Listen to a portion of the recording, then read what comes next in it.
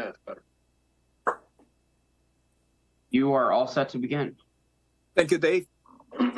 Before I open the hearing for the Barnstable Conservation Commission, I would like to ask George to do a roll call forum purpose. Abadili. Present. Foster. Present. Gilmore present. Hearn. Present. Lee. Present. Sampu. Present. Tangney. Present. Administrator Darcy Carley. Present. Staff member Kim Kavanaugh. Present. We have a quorum, Mr. Chairman, and we're off to go. Ready to go. Acting under the provisions of Mass General Law, Chapter 131, Section 40, and or Chapter 237 of the Code of Town of Barnstable, the Barnstable Conservation Commission will hold a public hearing on Tuesday, September the 5th, 2023, at 6:30 p.m. for the applications of John and Martha Dukin, Harry C. Haggerty III, trustee, John T. and Elizabeth M. Gainley, Robert Ian and Catherine K. O'Keefe, Isabel Evangelista, Quadrata Chorister, Multifamily Communities. The hearing is being recorded and broadcast on the Town of Barnstable's Government's Access Channel. The plans and application are on file and may be reviewed by scheduling appointments by sending email requests to Darcy Curley at 230 South Street, Hyannis. This meeting is being recorded and broadcast on the Town of Barnstable's Government's Access Channel. Recording in progress. In accordance with the Mass General Law, Chapter 38, Section 20, the chair must inquire whether anyone else is recording this meeting, and if so, please let the presence know. Hearing none. This evening's hearing agenda is posted on the town's website. On the agenda, next to each application is the amount owed to the Town of Barnstable for the cost of advertisement. Please send your checks to the Conservation Divisions at 230 South Street before the hearing. Remote participations. The Conservation Commission's public hearing will be held by remote participation as a result of an act extending certain COVID-19 measures adopted during the state of emergency signed by the governor on March 29, 2023, suspending certain provisions of the open meeting law. Remote public access to this hearing shall be provided in the following manner. 1, the hearing will be televised via Town of Barnstable's Government Access Channel. 2, the real-time public comment can be addressed to the Conservation Commission utilizing the Zoom link 895-6490-1040, or use the toll-free phone number 888-475-4499 as shown on the agenda. 3rd, the public can also send the email comments to darcy.curley@town.barnstable.ma.us at least 8 hours prior to the hearing. Tonight we have a long agenda with the continuous. Please limit your comments to our jurisdictions with the State Wetland Protection Act and the local ordinances on the wetland protections. This afternoon we have received a few comments after 4:30. We don't have time to forward that comments to the commissioner, but they will be posted on the Laserfish file tomorrow. We have a lot of material study tonight for tonight's hearing. Thank you for the commissioner spending the time and looking at the material. This is especially for the 35 Scudder and the Park winds and Park City winds. By the time we finish the NOI, I want to take a 5-minute break before I go to the continuance. We don't have RDA tonight. The first of the NOI is John and Martha Dukin, proposed reconstructions of an existing deck and construction of a sunroom additions to the existing single-family residence at 99 7th Avenue, Hyannis, as shown on the Assessors Map 245, parcel 057. Who's that, Brad or Taylor? This is actually Cameron Larson with ECR representing the applicant tonight. Welcome, Cameron. Great, thank you very much. I got an easy one tonight to get you guys warmed up. I understand you got a lot coming up, so this one hopefully will be short and sweet. I'm representing John and Martha Durkin to present to you this notice of intent for 99 7th Avenue in Hyannis. If it's okay with the chair, I'd like to share my screen to walk you through this presentation. Yes, please. Okay. I'm going to pull up an aerial of the site just to begin. So it's a single-family home on 7th Avenue. To the north of this site is Craigville Beach Road. So we're sitting down south of Craigville Beach Road here. Pretty typical small residential property. You see Halls Creek off to the west in this image with associated resource areas.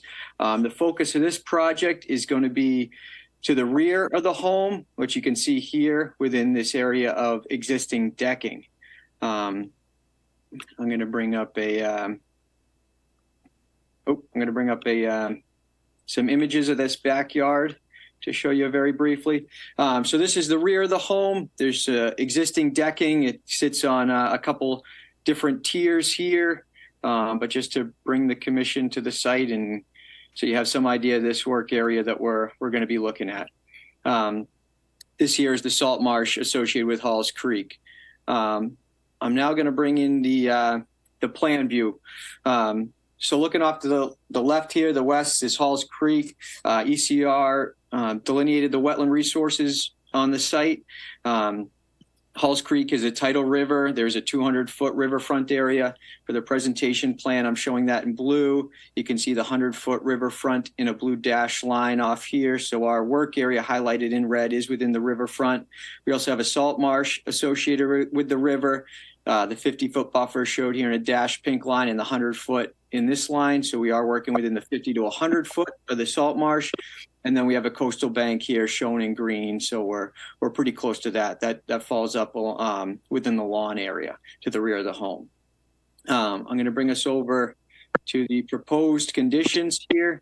It's a very similar look. What the applicant is proposing is to rebuild that deck and incorporate a sunroom addition here into that footprint.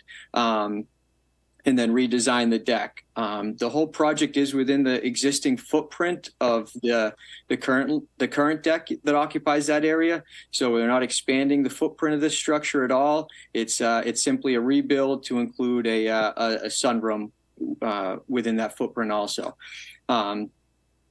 So that about sums it up. We are within the within the 200-foot riverfront area in the buffer zones. We'll utilize erosion controls. And then upon completion of this project, everything will be stabilized to its pre-existing condition. It's essentially maintain lawn and landscape areas immediately surrounding the project area. So of course, all native plant stock in any new landscape beds will be native. And we spec that all out on in the narrative. So with that, I'll be happy to open it up to questions and address any questions or concerns the commission may have. Thank you, Cameron. Any question from the commissioner? Anyone?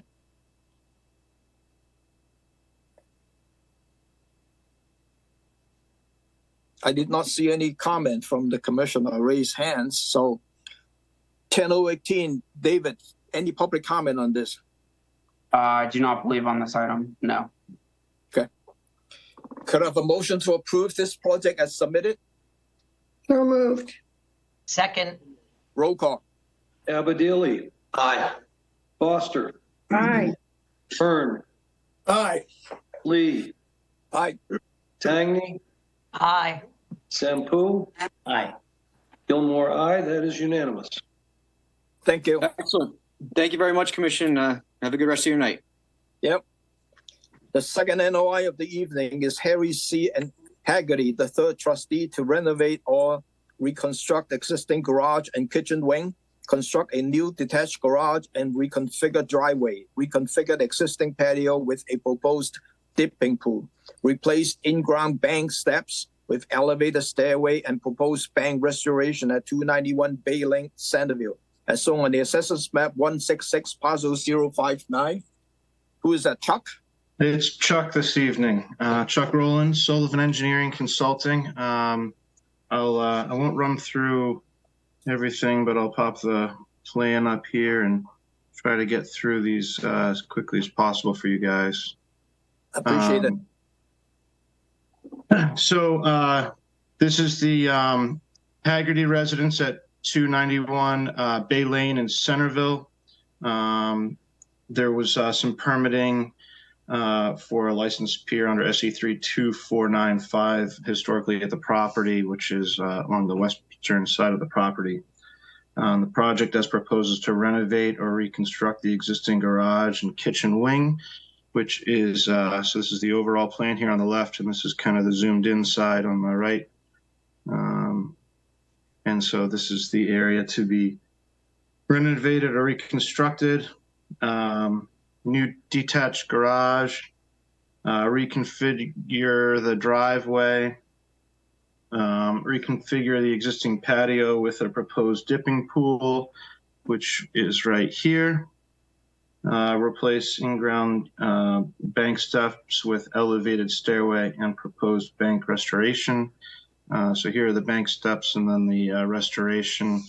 Oh, I forgot to mention, I'm assuming someone from Wilkinson Ecological Design is here. If they want, they can discuss the bank restoration, but you guys have seen their work plenty of times if they're not.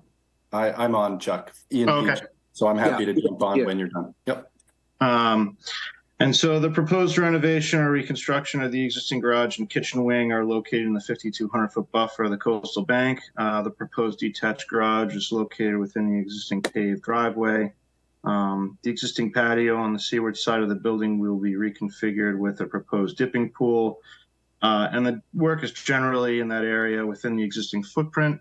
I did submit a supplemental sketch plan here. So with the orange highlighter, I showed the extent of the existing patio, and then the things that are beyond it are just this small amount of pool, this little portion of patio, and this small portion of like a grill area, as well as this. And then we're going to be putting in a proposed garden, and then there's a couple existing kind of garden areas here, and there'll be ornamental plants.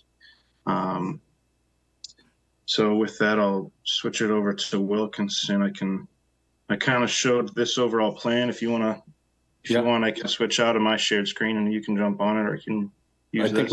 Let's stick with it. Thanks, Chuck. Okay. For the record, Ian Peach from Wilkinson, representing the ecological restoration on the bank. I'll also move kind of quickly, but happy to fill in any gaps with questions. We're primarily excited about this because it's approximately 30,000 square feet, which for a residential scale is a really nice magnitude to work at. Also 500 linear feet of coast. So residential scale really to be commended to be able to take this on.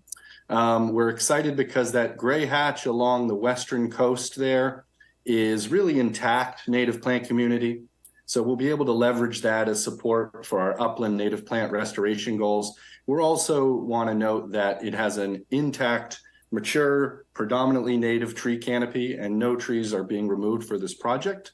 So all this work is primarily choreographed for our typical invasive plant management of things like English ivy, vine honeysuckle, shrub honeysuckle, bittersweet. We see more burning bush here than we sometimes do, and multiflora rose.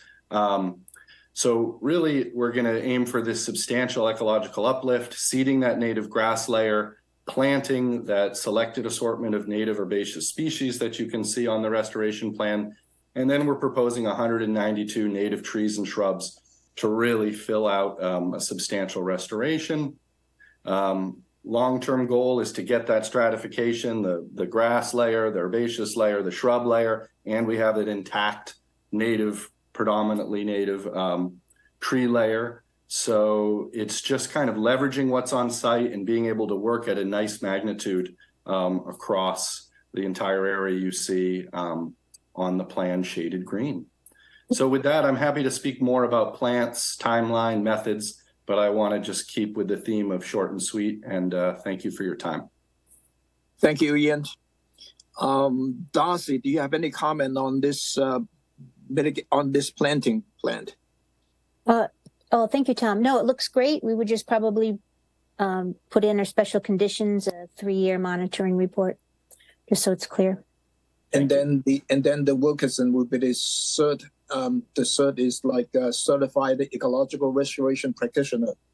Yes, there would have to be notification if there's in writing of any change of the consultant. Right. Understood. Thank you. Any question from the commissioner? Seeing none. If I missed you, you can speak up if I missed you. John, you say something? No. Okay. David, channel 18, any public comment on this? I do not believe so. No, none at this time. Okay. Can I have a motion to approve this project subject to one, the Wilkinson would be the certified ecological restoration practitioner. If there is a change of the cert practitioner, there should be a written notification to the staff and then an annual report for 3 years. So moved. Second. Roll call. Sampu, Aye. Hangy, Aye. Lee, Aye. Hearn, There are 6 of these before they get. Gilmore, aye. Foster, Aye. Abadili. I commented it was an outstanding mitigation plan. Yes. Yes, I agree. Yeah. Well, thank you for the vote of confidence. Great, thank you very much. Thank Thank you. you, Ian. Good luck, Chuck, and Ian. Thank you. The third NOI of the evening is John T. and Elizabeth M. Gainley to demolish existing accessory cottage and construct a new cottage at 251 Bay Lane, Sanderville, as long as Census Map 166 Parcel 057. Chuck? Yep, it's me again. Kind of same as before. I'll go over it fairly quickly and pop up a plan here for you. Somebody's, Excuse me, Mr. Chairman, can they mute, please? Thank you. Chuck Rowland, Sullivan Engineering, representing the Gainies, actually just 2 doors down to the south at 251 Bay Lane. And the site consists of approximately 1.6 acres of land in Centerville. And the property is developed with a single-family dwelling, guest cottage, and a licensed pier. The commission approved the improvements to the existing main house dwelling down here to the south. Under SE 35731, and most recently approved the replacement of the fixed T with the ramp and float down here under SE 36046, I think. And the project as proposed is to demolish the existing accessory cottage and construct new cottage. And the proposed structure will be located generally within the footprint of the existing and no closer to the wetland resources. There are no areas otherwise outside of the land subject to coastal storm flowage, the riverfront area, and the 50-foot buffer to really work in. So we have existing, that doesn't show up very well, but I have my paper plan here. Distance is 17.7 and the proposed is 20.3. For the cottage. With that, I'm happy to take any questions. Oh, and one last thing is, from the previous mitigation restoration per SE 35731, we were required to do 2,823 square feet, and we provided a little over 5,000 square feet. But we've also included the 400 square feet of mitigation for the 100 square foot of hardscape that we're proposing. So with that, I'm happy to take any questions. Thank you, Chuck. Bill? Yeah, you are increasing in the 0 to 50, and I generally don't like to see that. It is a creep, and you end up increasing the footprint, the hardscape footprint in the 0 to 50, and it's forever and a day once you end up having that footprint expanded. Is there any way of, it almost looks like the new cottage is going to be set back a little closer to the wetland in some ways than the original one. Is there any way of moving it somewhat towards the street? That's my So- first. Oh, go ahead. Yeah. You can ask. I have another So, question. I mean, we've already shifted it back. We do have this existing cottage and then the existing concrete patio. And, it's almost 3 feet further back, hardscape to hardscape. So this is a proposed deck and secondary access to the cottage. So we already have shifted it back. So the other question that I have is I visited the place today, and I saw the staked mitigation zone, and I thought, oh, it looks like a pretty good mitigation zone. It looks wider when you're there. It looks like a little sliver on your plan, but I noticed that it says native grass mitigation.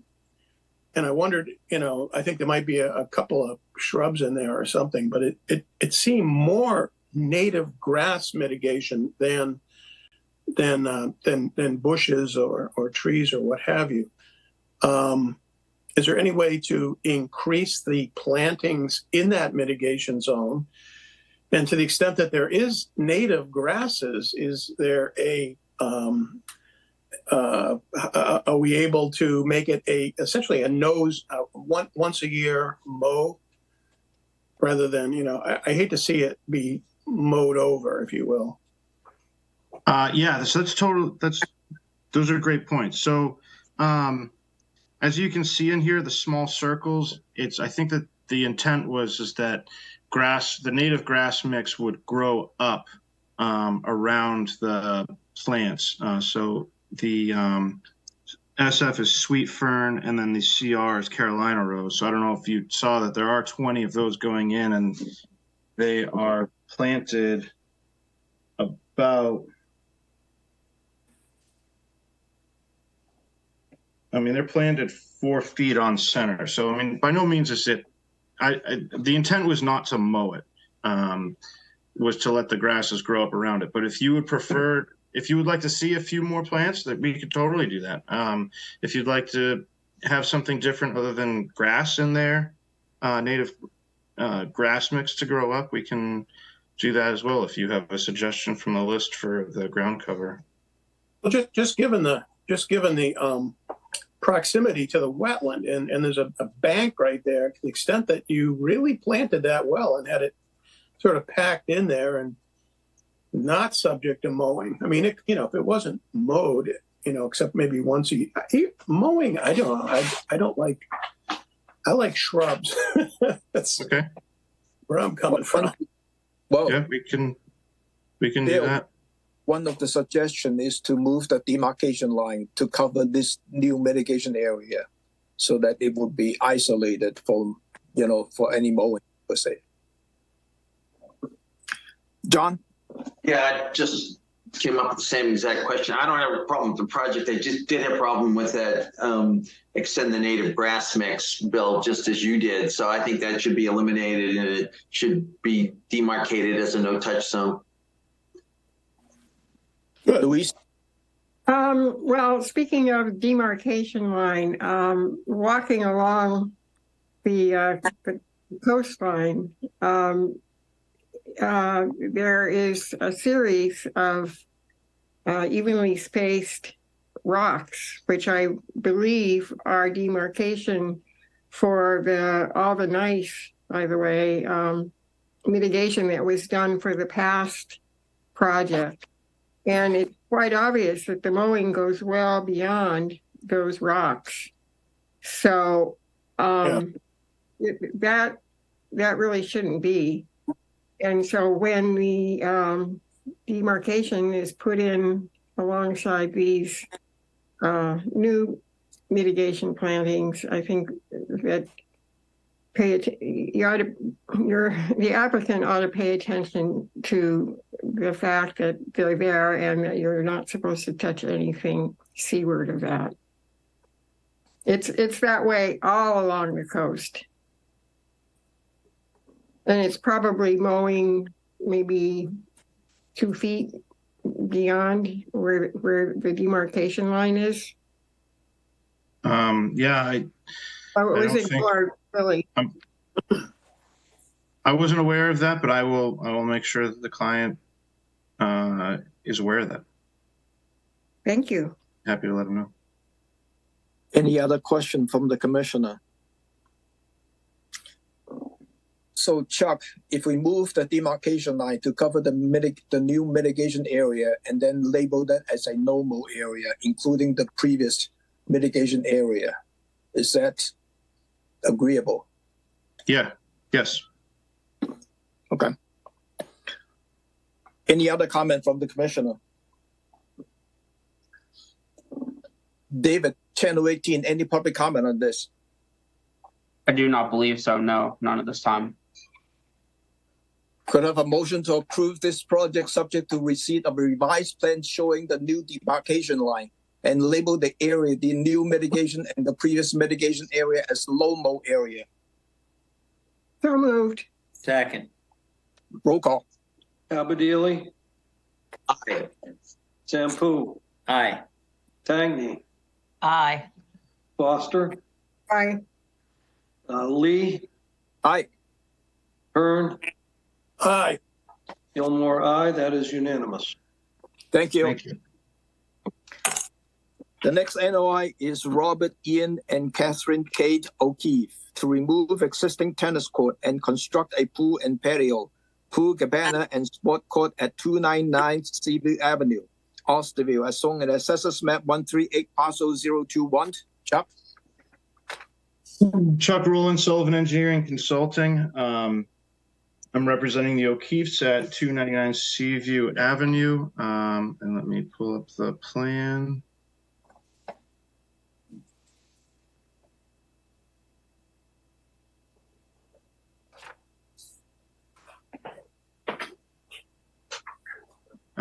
So the project site consists of about 1.3 acres of land in Austerville, abutting Nantucket Sound.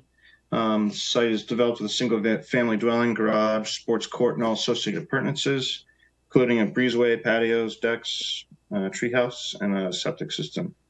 The project as proposed is to remove the existing tennis court and construct a new pool and patio, pool cabana, and sports court. The work is located in the 5,200-foot buffer to the coastal bank with a net decrease in hardscape, and there is no proposed work in the 50-foot buffer. In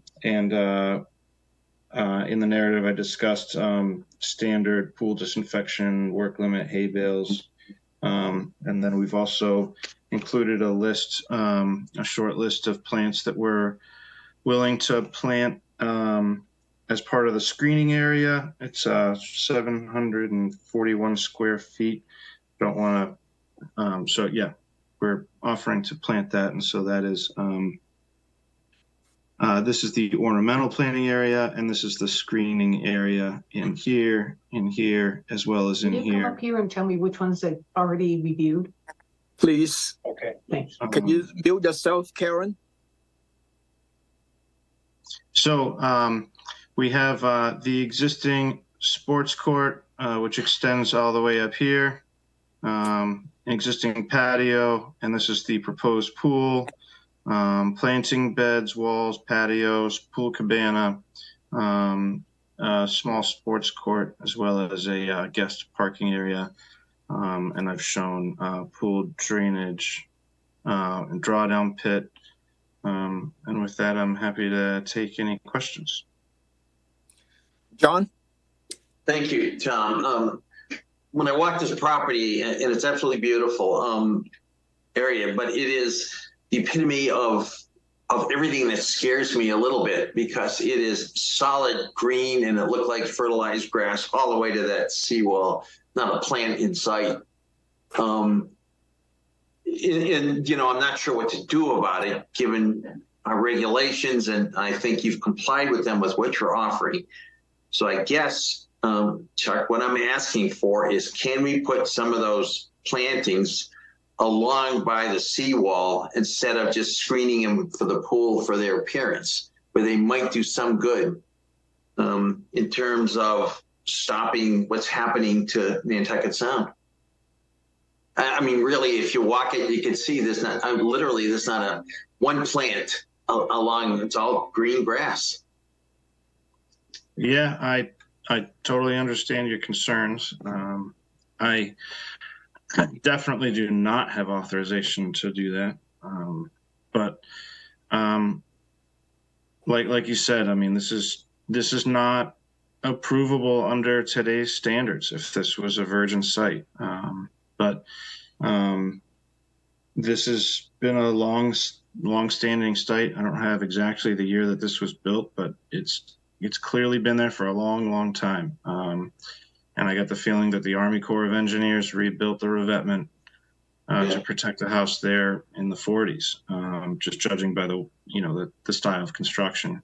And I can understand that, Chuck, but you know well enough exactly the issues that we're facing on the Cape and in Barnstable and in Nantucket Sound, and what's happening with nitrogen loading, et cetera, the impact of plants, against that, and the good that they could produce in terms of a filtration system. I mean, that homeowner lives there. The lady that answered the door was absolutely delightful. And I wish I had had a chance to talk to her, maybe try to convince them that here's an opportunity to do a little bit of good. So I mean, I can't find a legal basis for saying no or saying you must, but I guess I'm pleading the case as far as I'm concerned. Yeah, and obviously I'm happy to talk to the client. I've been mostly dealing with Mrs. O'Keefe, and I will definitely bring that up to her and see if she would be willing to do that out of her own fruition. Yeah, you should mention that we are dealing with the nitrogen loading issues, and the town is also dealing with that, with the sewer and all that. So this is an opportunity to look at that situations. Louise? Right. Thanks, Tom. Let's see, I along the lines of John's description, if you look at the very top of the bank, which there's kind of a space between the top of the bank and the revetment, which is all grass, but it's basically mowed over the edge of the top of the bank. In other words, the lawn keeps going. So, and there's nothing else but lawn planted there. So it's mowed. So, basically they've got mowing over the edge along their top of the bank, which we don't like, but there's nothing else planted there. So again, if you could talk with your client, that would be much appreciated. I will definitely do that. Louise, Tom, if I could go back to, I know I didn't raise my hand here, but going back to Louise's point, there's also the question of, again, I don't know, but it's beautifully looking grass, and I suspect it's heavily fertilized, which obviously is really a negative. So Chuck, perhaps you can raise that issue with the homeowner as well. Excuse me, Louise, for jumping in. That grass is beautiful. I mean, just magnificent. But the wrong thing to be there for the environment. Any other question from the commissioner? None. Channel 18, any public comment on this? I do not believe so at this time. Thank you, Dave. So the commissioner, there is two questions here. So if we approve this project, they are asking Chuck to talk to the homeowner regarding to doing some planting on top of the bank and then reducing the fertilizer of the lawn. Is that correct? That would be a request, Tom. I don't think we have the regulatory authority to require that, given the application before us. It's unfortunate, but yeah. But you typically do put into the order of conditions a requirement for the fertilizer being, if you use it, being organic or a special fertilizer. Perhaps we could put that in there. Right. Pete? Yeah, that organic fertilizer is pretty much a standard that we put in. Additionally, we actually have here no buffer. And we're being asked for essentially a tear down of what's there and a reconfiguration of everything. Again, Abo, you are my legal mind here, but your understanding of nutrient problems is spot on. And I think it's almost more than a request that we, in the absence of any buffer at all, that we have the ability to request something. So that's sort of some science there, but also I hope a little more forceful than a please do this. That's my comment. Thank you. Wish we did. Yeah. Let me try this and see what happens. Could I have a motion to approve this project subject to one, using the organic fertilizer, and then secondly, asking the applicants to provide some planting on top of the banks to mitigate some of the nitrogen loading issues. And they can do that in lieu of or in addition to the plantings that was proposed. Okay, as amended. So moved. Second. Roll call. Byrne, Aye. Lee, Aye. Hangney, Aye. Sampu, Aye. Gilmore, aye. Foster, Aye. Abadili. Lake Peter, reluctant aye. That is unanimous. Thank you very much, and I will make sure I express to her how much it would mean to you if Thank she you, planted Chuck. more. Thank you, Chuck. Thank you. The next NOI is Isabel Evangelista. After the fact filing for installation of a brick walkway and patio within 50 foot buffer to a bordering vegetated wetland at 4 St. Francis Circle, Hyannis, as shown on the Assessors Maps 291 parcel 225. Tyler, sorry. No problem. Good evening, Commissioner. For the record, my name is Tyler Gaudreau, Environmental Landscape Solutions. I'm representing the applicant Isabel Evangelista. I'm going to share my screen.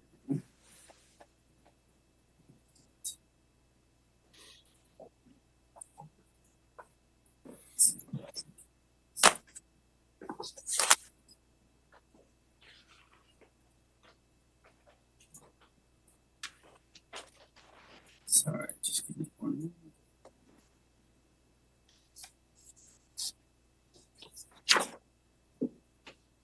Yeah, we see your screen. Okay. So as the Commissioner mentioned, this is a after the fact filing for a hardscape that was installed unpermitted. There's 2 areas just south of the bordering vegetated wetland that are existing that are to be removed. This application is to mitigate for the existing patio and walkway that's within the 25 to 50 foot buffer zone. The entirety of the backyard was an existing lawn area, so we are proposing approximately 2,300 square feet of mitigation in the form of not only shrublands but also an area of meadow with flowering perennials and grasses. We will be leaving an area of lawn that will meet the existing patio. There's also some areas for a split rail fence to delineate a no disturb zone, and the client is seeking a negative determination. This is after the fact filing. Darcy, I think Ed looked at this and seems to be okay, correct? Yes, yeah, Tyler, what you're looking for is an order of conditions, not determination, but yes, Ed did review this, and as far as what was to cover under the enforcement order, he was good with it. I just had one thought that just came up about the meadow area. Is there any way you could check to see what you're putting in there, if you could make it for monarch pollinator grasses and things for the meadow part of it? Because our town did sign in for a monarch pledge, and we try to promote that in some areas with consultants, but could you check to see whether you could switch some of those out in the meadow area to something that would be suitable for a monarch butterflies? Yeah, so we have the butterfly milkweed, the showy aster that also is a host plant, little blue stem, the penstemon digitalis. So there's plenty of, it's a wide variety of plants in there. There may be some that aren't specific, but we try to promote as much biodiversity as possible. And then I think, I'm sorry, Tom, I had one more question. As far as I think when I sent the agenda comment, the mowing in that area, did you determine the amount of times for mowing in that meadow area?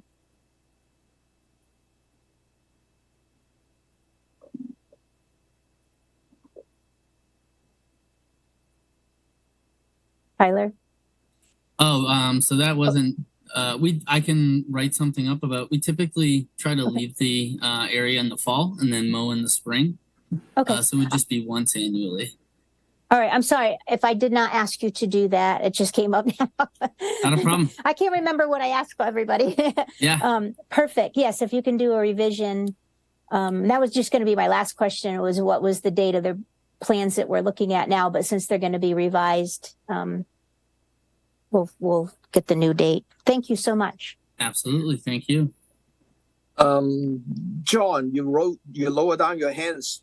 Yeah, I'm going to wait for Bill and Louise, see where they're going with this, because I did have a couple of questions, but perhaps they'll get to them. Okay. Bill? Yeah, I'd like just to start by saying I really don't like doing after the fact approvals. If it's build it, and then what are we going to do? If it weren't built, I'd probably oppose it.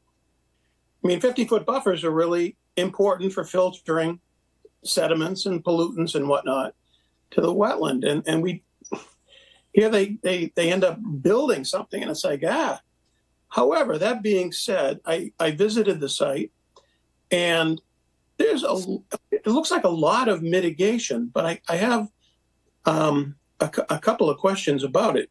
One is over on as you're looking at that plan right there, on the right side of what's called the meadow, there's a large gray gravel, kind of a patio-y thing, and it has a chimney in it.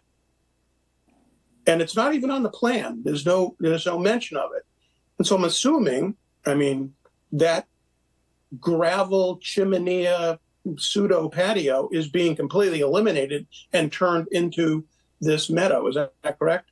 Yeah. So there's also the right-hand side that'll all be removed and we'll be planting in its place.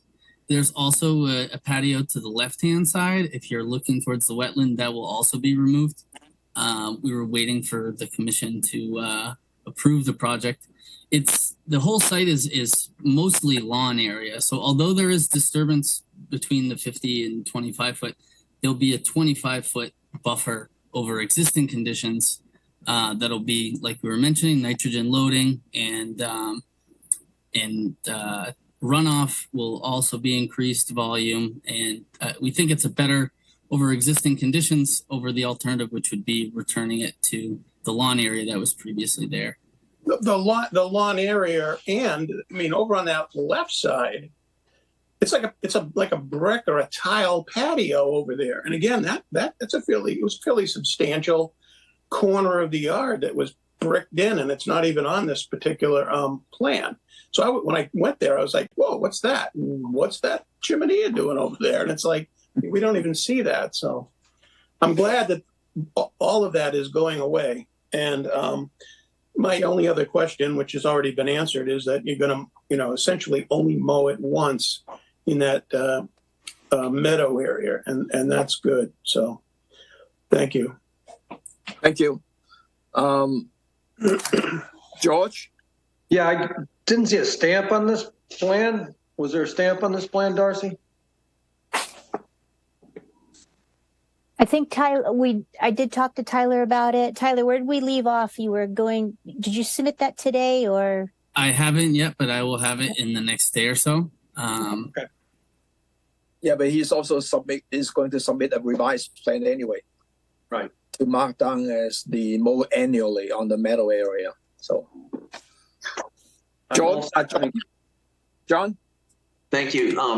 Tyler, just a administrative comment. It took me a while to find the place. The driveway wasn't staked, the entrance wasn't staked. There wasn't a stake on the whole property. And I think under our guidelines, you guys have enough experience to know that you should be doing those things. As a commissioner that volunteers here, those, certainly the driveway stakes, are very important for us to find a piece of property. So please make a note of that in the future, if you would. Notify your firm of that. Secondly, that I had is, and I kind of like with Bill, I'm saying, boy, there's a lot of invasion here in the 0 to 50. And you've got these double rows of plants along the fence on the side or with the neighbor. Instead of putting that double row of planting between the split rail fence and the pond, the edge of the pond. So I'm kind of saying, wait a minute, maybe you should double row the plantings there and cut back a little bit on that, quote, flowering meadow, instead of putting them on the side of the house where the neighbor's fence is. Yes, I think the goal for the meadow is to be a little bit more densely planted. So they're about 3 feet on center. As you can see, it's 138 plants as opposed to the 29. So the shrubs are a little bit more substantial. So I think in terms of water runoff, there's a lot more absorption, especially with some of those perennial grasses. And that was kind of the goal of it. When working with Ed, we added a row of the clethra along the edge of the wetland as a means to delineate the wetland in the future, should there be any sort of issues in the future. But I'd be happy to make any adjustments that the commission finds to be the most suitable.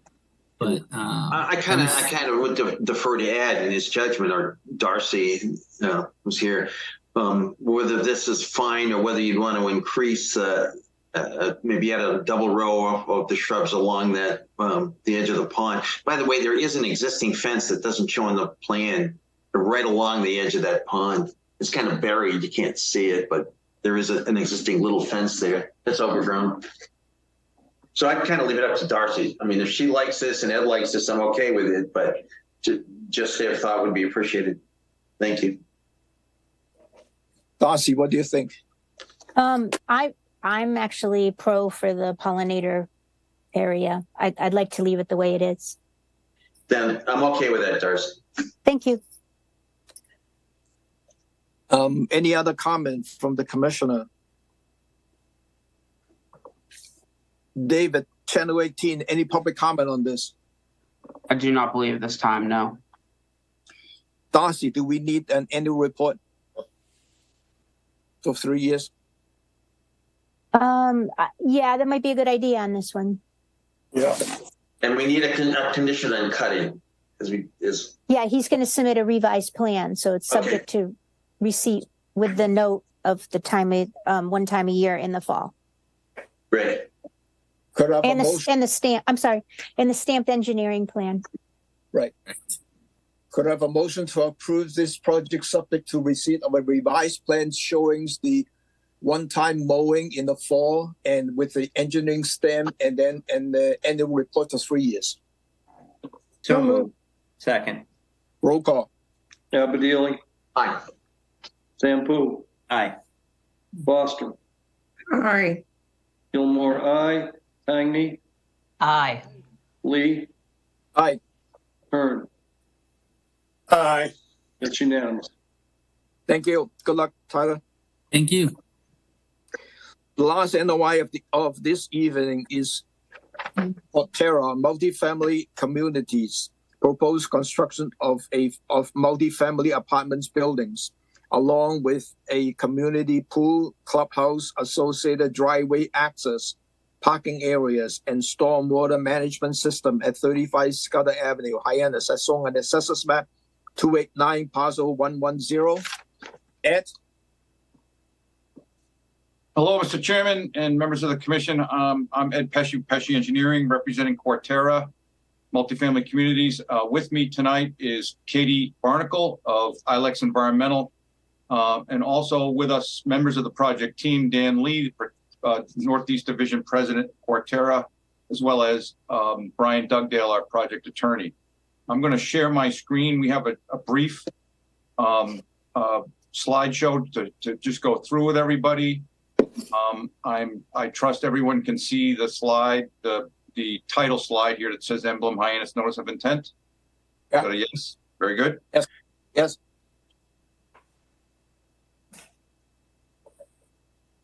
So as you all know, I'm sure that the site is located at the Twin Brooks Golf Course, the site today of the Hyannis Resort and Conference Center. The site itself, the entire site is 53.9 acres. And just to recap, we're 39.6 of that, with the remaining 14.3 being the conference center.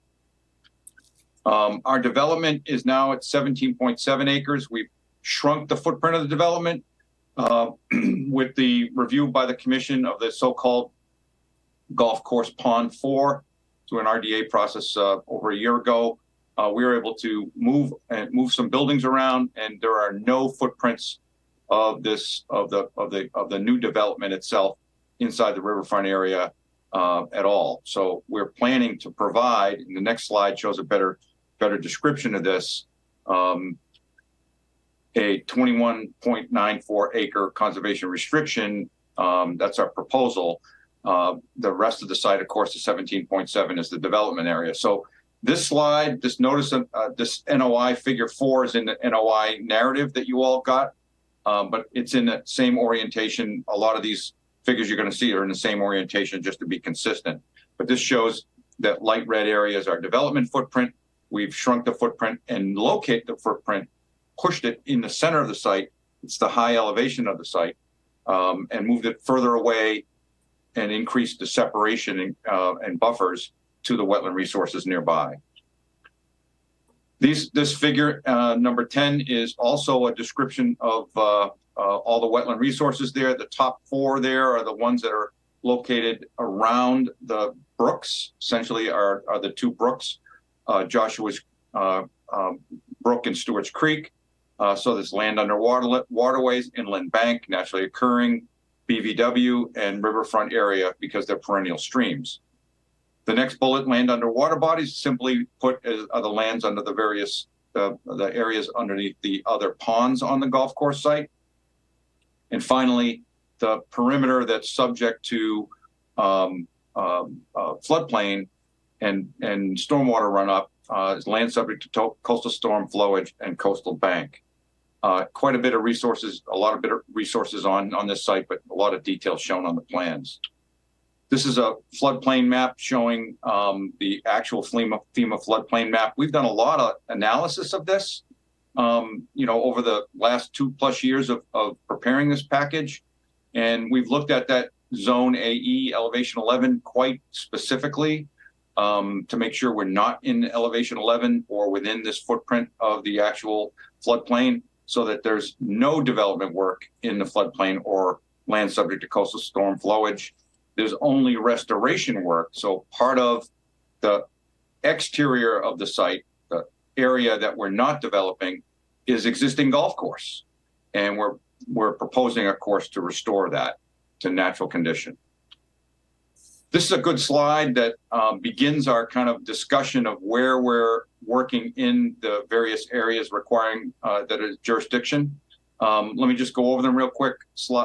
Item number 1 is the entrance drive, which is already a disturbed area. It's already full parking area, virtually up to the edge of the current development at the edge of the conference center. Emergency access drive on the other side of the site, on the right side of the site. As you're looking at this picture, is our emergency access drive. The next one, the stormwater management areas. There's 2 basins, one in the northeast, one in the southwest corner. And finally, or I should say the next one, grading associated with some buildings here along the edge, along this eastern border. And finally, the restoration area, which is subject to your jurisdiction. We have some other plans that we proposed, a restoration plan that we're going to talk about. So I'm going to turn it over now to Katie Barnacle to kind of take it from here and move forward with some of the riverfront analysis and other analysis that she and I have done. Great. Thanks, Ed. Hi, I'm Katie Barnacle. I'm a senior wetland scientist with ILEX Environmental. And I put this table together because there are so many wetland resource areas out there under the Wetlands Protection Act and the local bylaw. And I wanted to show this to show where work was proposed and where work is not proposed. So anytime you see an X, that means not applicable. It means work is not being proposed. And so on the left-hand column is all the proposed work areas that Ed just went over, that were numbered in the previous slide. And then over on the top row is all the different resource areas. So land underwater, which would include the streams, there's no work being proposed in them. There is work being proposed in the riverfront area. And as you can see, anywhere there's proposed work, it's already in areas that were considered previously disturbed, where the golf course existed. And we'll get into more of the details on that in a minute. We're not working in the floodplain. We're not working in bordering vegetated wetlands. We do have some work within 100 feet of bordering vegetated wetlands at the entrance driveway. So no vegetated wetlands are being impacted. We don't have any work within the pond or inland bank resource areas. There is some work associated with the emergency access in one of the stormwater basins within the 100-foot buffer zone. And there's no work on the coastal bank. There is work proposed within the 100-foot buffer zone of the coastal bank, entrance driveway and the stormwater basins, and a little bit of parking. But, you know, the restoration work, and we developed a very extensive restoration plan working with the Cape Cod Commission for their approval. And we included it in here. There's a draft version that's December 2022, because we wanted to work with a Barnstable Conservation Commission in terms of any more details that maybe the commission wanted to add to our restoration plan. And that's all in areas. It's in the floodplain, it's in riverfront area. We'd like to work in the ponds, but I'd like to first focus on what the proposed work is before we get into the restoration plan, if that's acceptable to the commission. So, I mean, getting into the development, here's another plan. It's similar to the one that we had the numbers to, showing where the proposed work is within jurisdictional areas. So basically this shows that all the buildings are outside of jurisdiction. They are not part of the notice of intent, if you will. The areas that are within this notice of intent are the areas that are highlighted here. So this shows the work that's within the riverfront area. So in the, I guess the northwest corner, we have the entrance driveway where there's already existing parking and stormwater. We're proposing to put the access driveway there. And the 0 to 100-foot riverfront is in purple. And the 100 to 200 riverfront area is in green. So there's a lot of work in jurisdiction right there. And we're going to get into more detail on that. And then on the eastern side of the site, there's a little sliver of purple, which shows that the emergency access road is within 100 feet of the, I believe that's riverfront area on that side. Yes, that's like 80 feet away from the edge of the river. Then just to the south of that is infiltration basin 2, which is mostly within the 100 to 200 foot riverfront area. Then the reddish pink areas and there's a little bit on the western side too, that's grading associated with the building. That's a little bit into the riverfront area. Then at the very southern tip, we have kind of an L-shaped infiltration basin 1. I'm sorry, I left the number off the slide. So we have the infiltration basin. So, and then everywhere else that there's not the building footprints is going to be restored to as much as naturally occurring conditions as we possibly can. And I might add that the access drive area work that we're doing in the riverfront area, we're reducing the amount of perviousness, 25,000 square feet. So there's a certain amount of pavement we're tearing up and we're putting landscaping in instead. So we're reducing the amount of impervious pavement, in that access drive. So part of your bylaw, there's the chapter 704 that talks about if you're working within the 0 to 50 foot buffer zone, or the 50 to 100 foot buffer zone if you have hardscape or if you have landscaping alteration. And part of that talks about if the 0 to 50 foot zone is already disturbed, what kind of mitigation do you need to provide in exchange for allowing to work within the 50 to 100 foot buffer zone? And so we've done an analysis. This was all included in the notice of intent of all these different work areas and what work is proposed, because we have a 50-foot disturbed buffer zone. Everything, there's disturbance everywhere on this site because of the golf course. So we have 50-foot disturbed buffer zones everywhere. So we had to do the analysis as required by Chapter 704. And we have 3 slides that show that. And it's a little bit complex, but hopefully we've been able to show it in a clear manner. But the point is that the project meets all the requirements of Chapter 704. We are asking for a partial waiver request for work in the stormwater basins for work within the buffer zone of the coastal bank. And we'll get in, that's another slide we can get into. So if we can go to the first slide, this shows a portion, and north now is to the right. To the right. So all our pictures were north was to the top. Now it's twisted a bit. We have a bit of the emergency access road, which is going to be gravel, which is considered a hardscape under your bylaw, within the 100-foot buffer zone to the existing pond that's there. We think that pond was constructed when there were some active cranberry bogs years ago. And so because we're working within that buffer zone, we have to provide mitigation. Again, because we have a 50-foot disturbed buffer zone. And so we're required to provide 3-to-1 mitigation. So the pink is the area of alteration, and the green is a suggestion of the amount of area that we can provide for restoration. A ton of more work here is going to be done restoring areas that are altered for the golf course. But we're showing that we're able to provide 3-to-1 mitigation for this hardscape work within the buffer zone, where there's the 50-foot disturbed buffer zone. I hope I'm getting that right. I hope that makes sense, because it is somewhat complex. Yeah, and I might add that just so everybody hears this, obviously we've been doing this for a while, so we all understand it, but the emergency access road was for 2 reasons. Number one, fire chief asked us for have a second means of egress in emergency in the event of an emergency.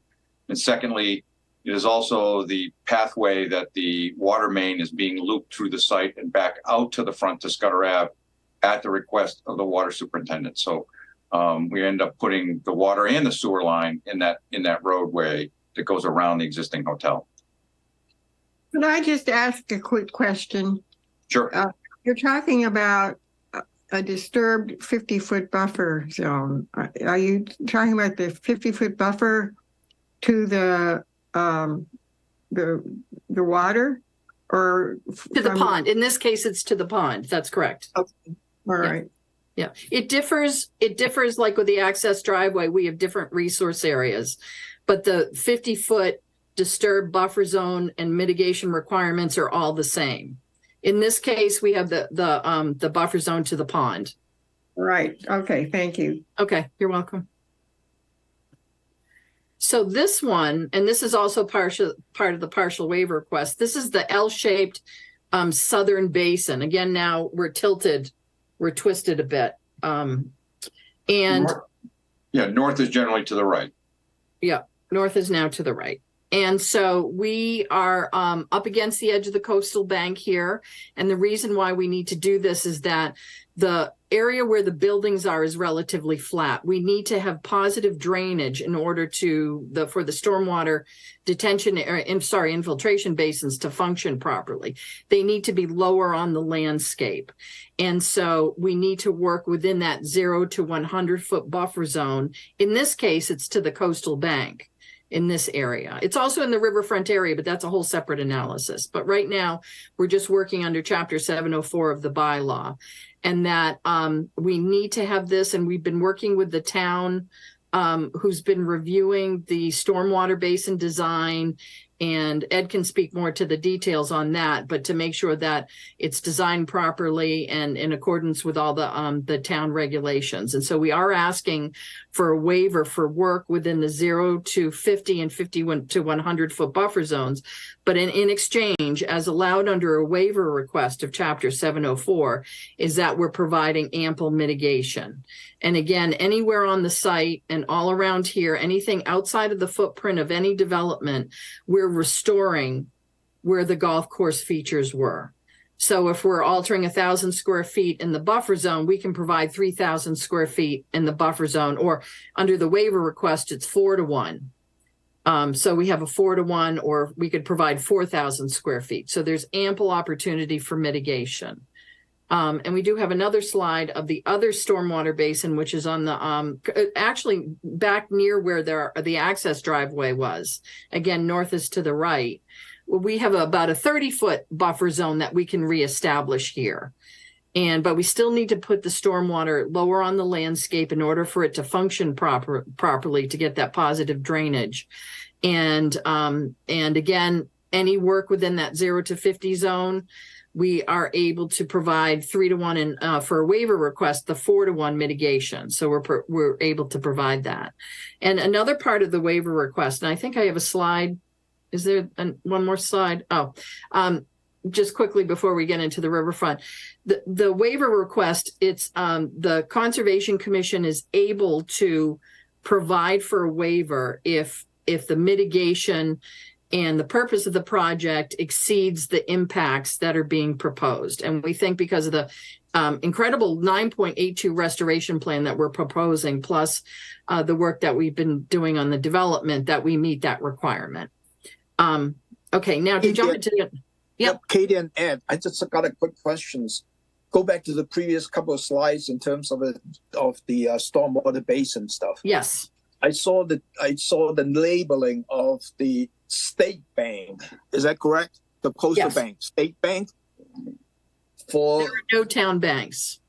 There's no town bank. So usually we don't take jurisdiction from the state banks, right? So there is no mitigation per se for that. So, but anyway, go on. Very good. Okay. Thank you for that clarification. I didn't realize that. Okay. Then we can jump right into the riverfront. The riverfront area regulations, as you know, are huge and comprehensive and require quite a bit of alternatives analysis, and that was all provided in the notice of intent. But what I wanted to show is that the first table, the table on the top, table 2, shows the existing disturbance areas as a result of the golf course. And we split it into the 0 to 100 and 100 to 200 foot riverfront areas. So total on the site, we have 21.68 acres in riverfront area, which is a substantial number. The existing disturbance in those riverfront areas is 11.53, or 53.2% of the site, meaning greater than 50% of the site right now in the riverfront area is golf course. And under our proposal, we have the development footprint, which under this table 3, it's going to drop down to 17.3% of work within the riverfront area. So that's a 36 reduction of impacts in the riverfront area. Anything outside of the development footprint that's now golf course will be part of that 9.82 acres of restoration plan we're proposing. And so this is where we start. Now you may say, well, how can you alter 17.3% of riverfront area under the regulations? And we went into a very detailed analysis in the notice of intent.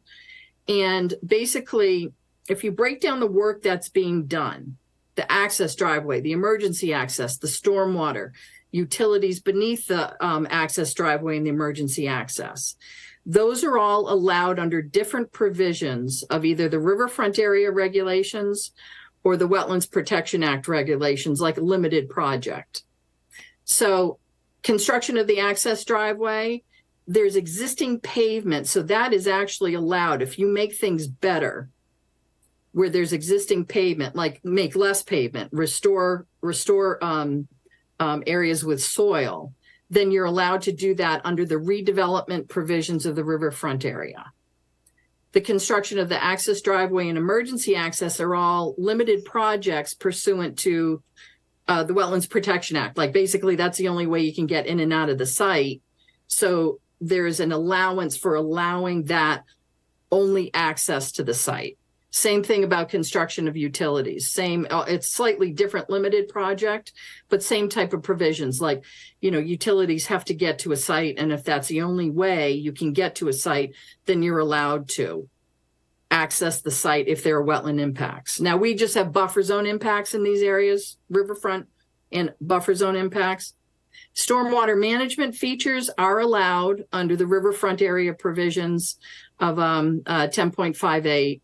And then the rest of the work, there's a provision of only allowing up to 10% alteration of a riverfront area. And remember, we had like, what was it, 17.3%? All the other, if you take out the access driveways and the stormwater, you're way under the 10%. And that's what we're asking for approval for the remaining work, which is basically that the grading, it was in the red shading on the east and the west side associated with that allowable up to 10% of the riverfront area you're allowed to impact. So I know this is a lot of information. I think we just have one more slide. Oh, no, we have a couple more slides. Restoration plan, very comprehensive. 9.82 acres of any of these features that you see on the land right now that are golf course. We're going to replant native species. We have trees, shrubs. We also support the monarch butterfly meadows, invasive species management. There's an invasive willow that's actually in the ponds. We'd like to take those out if possible. And we have a substantial, I think it's 3 to 5 year monitoring under the Cape Cod Commission approval. So we have included this in. It has a draft across it because we feel that this is approvable right now. But if the commission has any input or would like to revise that, we can certainly we'd like to do that, and then we can work with the Cape Cod Commission to provide the revised plan. So the next slide shows some acreage of the areas that are going to be replanted. 6.9 acres of tees, fairways, and greens. 1.5 acres of managed woodlands that are going to be allowed to just grow as is and maybe supplement some shrub plantings. Sand traps, cart paths, ponds. And these are all areas within, mostly within the riverfront area or within the buffer zone to other wetland resource areas. So the restoration plan, we would like to work in riverfront area. We would be working in coastal bank. We would be working in land subject to coastal storm flowage and possibly in the ponds. Whereas the development, we have minimal work in the riverfront area. We have minimal work in the buffer zone to coastal banks. We have no work in the floodplain, but we feel that this is a really comprehensive plan to allow for this work to restore the areas where the golf course was. So I think we have one more slide. So there's so many benefits associated with this project compared to the golf course. Substantial reduction in water usage. There's a well on site. They have a water management permit. Restoration of the buffer zone and riverfront areas. This will allow for coastal resilience, protection of land, the storm flowage and storm protection, because all the development is high and dry up out of there. And our restoration plan will restore the vegetation, which will allow not only salt marsh, if it's going to move closer, you know, if we have higher flood levels, that'll still be allowed to happen. Nothing's going to prevent that. And it will also provide more storm damage prevention by restoring the vegetation. So I know this has been a lot. It's a big project, but we really feel that this is a strong project that has minimal wetland impacts, despite what other people are saying. You know, when you break it down to actually what's proposed in jurisdictional areas is minimal, and we have an incredibly substantial restoration plan that's proposed to mitigate for the work within the buffer zone areas and the riverfront areas. So we would request an approval and order conditions from the commission. And I think I've talked enough. I think I'd appreciate, and I know Ed would appreciate, some questions. Thank you. Ed, do you want to talk about the drainage report, or you want to wait until the other question stuff?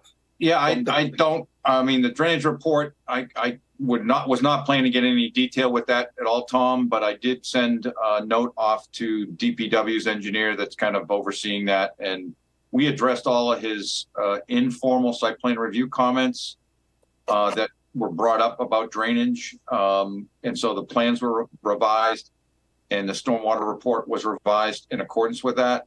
The stormwater analysis and the stormwater design meets the requirements of both the town and the state Wetland Protection Act and the Stormwater Management Guidelines, the Stormwater Management Handbook, and to even more so, obviously. I guess we're making the point, and will not create, will not increase offsite flooding or increase peak flows off-site as well. So we're going to go from a site that has virtually no managed stormwater to the golf course itself to something with a lot more managed. Obviously, we have some more impervious we're adding, but we're managing and treating stormwater in a different way than's being done today. Thanks, Ed. I did not have a chance to look at the drainage report. I got too many stuff to read this weekend.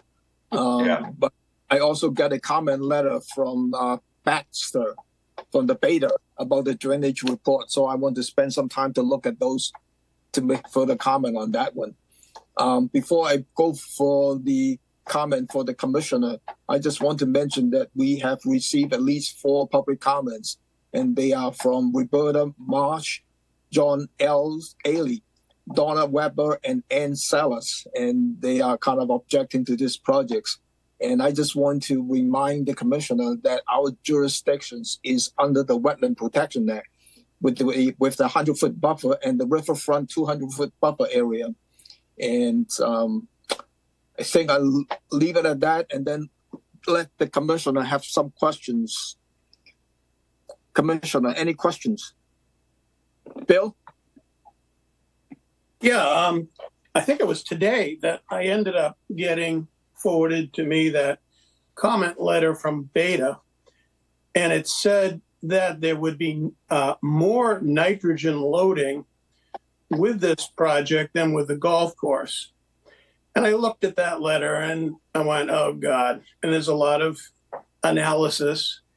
And I thought, okay, I'm going to read this. And I read it, and it talks about how the county commission basically, overestimated nitrogen for blah, blah reasons. And yet, because I'm not intimate with that analysis of nitrogen, I'm left going, wait a minute. Even if they did overestimate the nitrogen, why should this project have more nitrogen than the golf course? And I thought, well, the only way that could possibly be is if you are fertilizing the heck out of whatever grassy area you have in this development. And I thought, well, this whole issue of nitrogen loading seems like, why can't we simply reduce the amount of nitrogen that is being put on the grass? Because if it's like nitrogen, I mean, if it's not about sewage, because your sewer system is going right up, there's a sewer system for this. It's not a giant leach field. So I'm thinking, where's the nitrogen coming? So my question to you is, where is the nitrogen that you're creating? And is there some way of reducing it? I just don't get why Beta would be concerned about this excess nitrogen that you're generating in a smaller footprint than a golf course. So we did see, just to answer that question through you, Mr. Chairman, we did see the letter briefly this afternoon. I've not seen the Beta letter on drainage yet, Tom, but I'll certainly take a look at that when I see it. But we did see the letter from Beta that's dated February of 2023. So it's not something new, but it's something that they did some additional analysis on. And I have to say that we've been through this several times with our review by the Cape Cod Commission, and I'll just share something. I'll share my screen, and this is a memorandum from the Cape Cod Commission staff. We followed the Cape Cod Commission method to look at the analysis of nitrogen loading. And we used the Cape Cod Commission method. So we compared apples and apples, number of square feet that is fertilized before and after. So very quickly, we're going to reduce, I think, the number. Katie, I know you have it in the NOI package in front of you, but I think we went from 5.41 ppm to 1.98 ppm.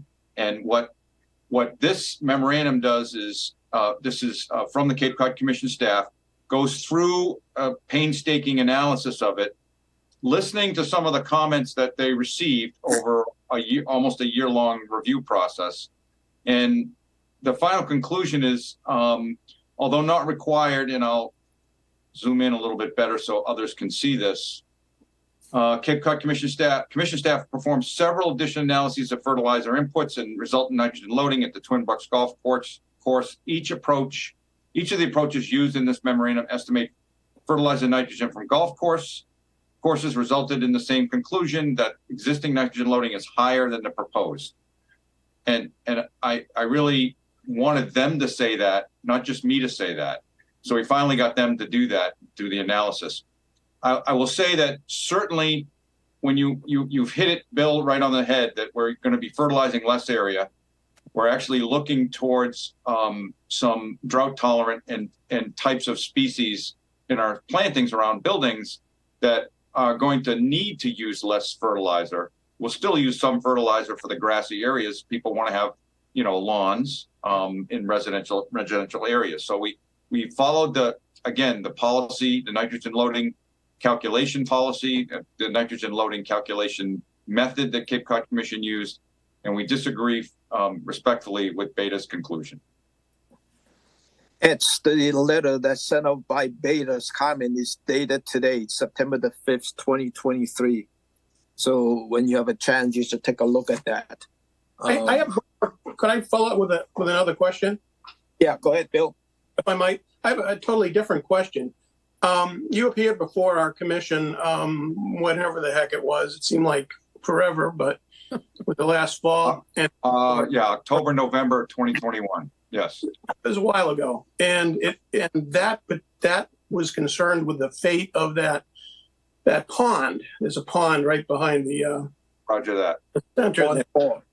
And we took a boat, and it was during that there was a discussion of the fate of turtles, amphibians, fish, and whatnot. The plan is to basically fill that pond in. And I can remember some commissioners going, what's going to happen to the turtles?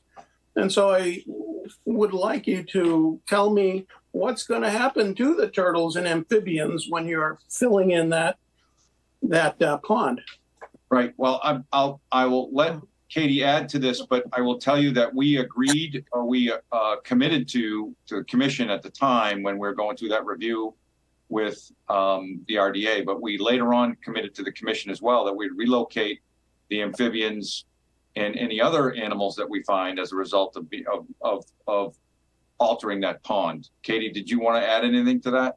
Yeah, we've done this before, kind of in the construction phase, that you go out and you try to find as much as possible before construction, and you move it. You have a plan, like, is it fish? Is it a turtle? What kind of turtle? That type of thing. And that you physically move it on site to another location. And as construction starts, if you find more, they'd be like an environmental consultant on site during the filling of that pond, that if some things were missed, in that first sweep, that they would be able to move it right on site as soon as things are encountered. So we thought that was a good way to mitigate for what critters may be using that area. We worked with the Cape Cod Commission on that. I think that was in the some of that too. Both commissions, Barnstable and Cape Cod. Is there a write-up on that protocol? No, but I certainly could. I could certainly do that. It can be conditioned we could put it in some construction phasing, documents. I think That would be contractor. Oh, I'm sorry. I didn't mean to interrupt, but contractor education, that kind of thing. Well, I think the protocol would be important as far as the documentation goes, as far as the condition goes. Yeah, certainly. Are you all set, Bill? Thank you. John? Thank you, Tim. Excuse me. Thank you, Tim. We're cutting down a lot of trees that are not within our jurisdiction, and I assume we're going to be planting trees elsewhere. And when I went through that, it was really hard to understand. By the way, Ed, the golf course was open on Monday, but two owners, Tom and Jack, were very, very kind to me and gave a lot of their time and took me all around the course. I just wanted to publicly thank them for that, because it's otherwise confusing to see what's there and what's being proposed. But one of the things I did notice was that everything is really, our jurisdiction within this project, as large as it is pretty small. The jurisdictional basis for the commission, whether it's the Rivers Act or under the state law or the town bylaw, the areas under a direct jurisdiction where we have authority are fairly small. And I think that, Katie, you did a really good job delineating those. So that for me was very helpful. I have to say to everybody that, there's a lot of issues with this project from a town-wide basis, from parking to low-income housing to availability, none of which, as Tom, you said earlier, we have any jurisdiction. We can't affect those at all. Those clearly have to go before the town or whatever other agencies get involved with this. I thought from an environmental point of view, there was a lot of very positives in those jurisdictional areas. I was impressed by the fact that so much of the project has been moved out of any of the jurisdictional areas. So the one thing that I did get a concern with was when I got Beta's letter at 4:30 this afternoon. It's a very long letter with a lot of technical issues in it, and it would really help me.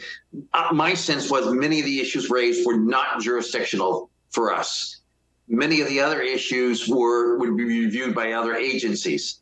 But I'm wondering, Ed, if you'd have time to go through that at some point in this and review their comments and say, listen, they're not within your jurisdiction. They are within your jurisdiction, and here's how we address them.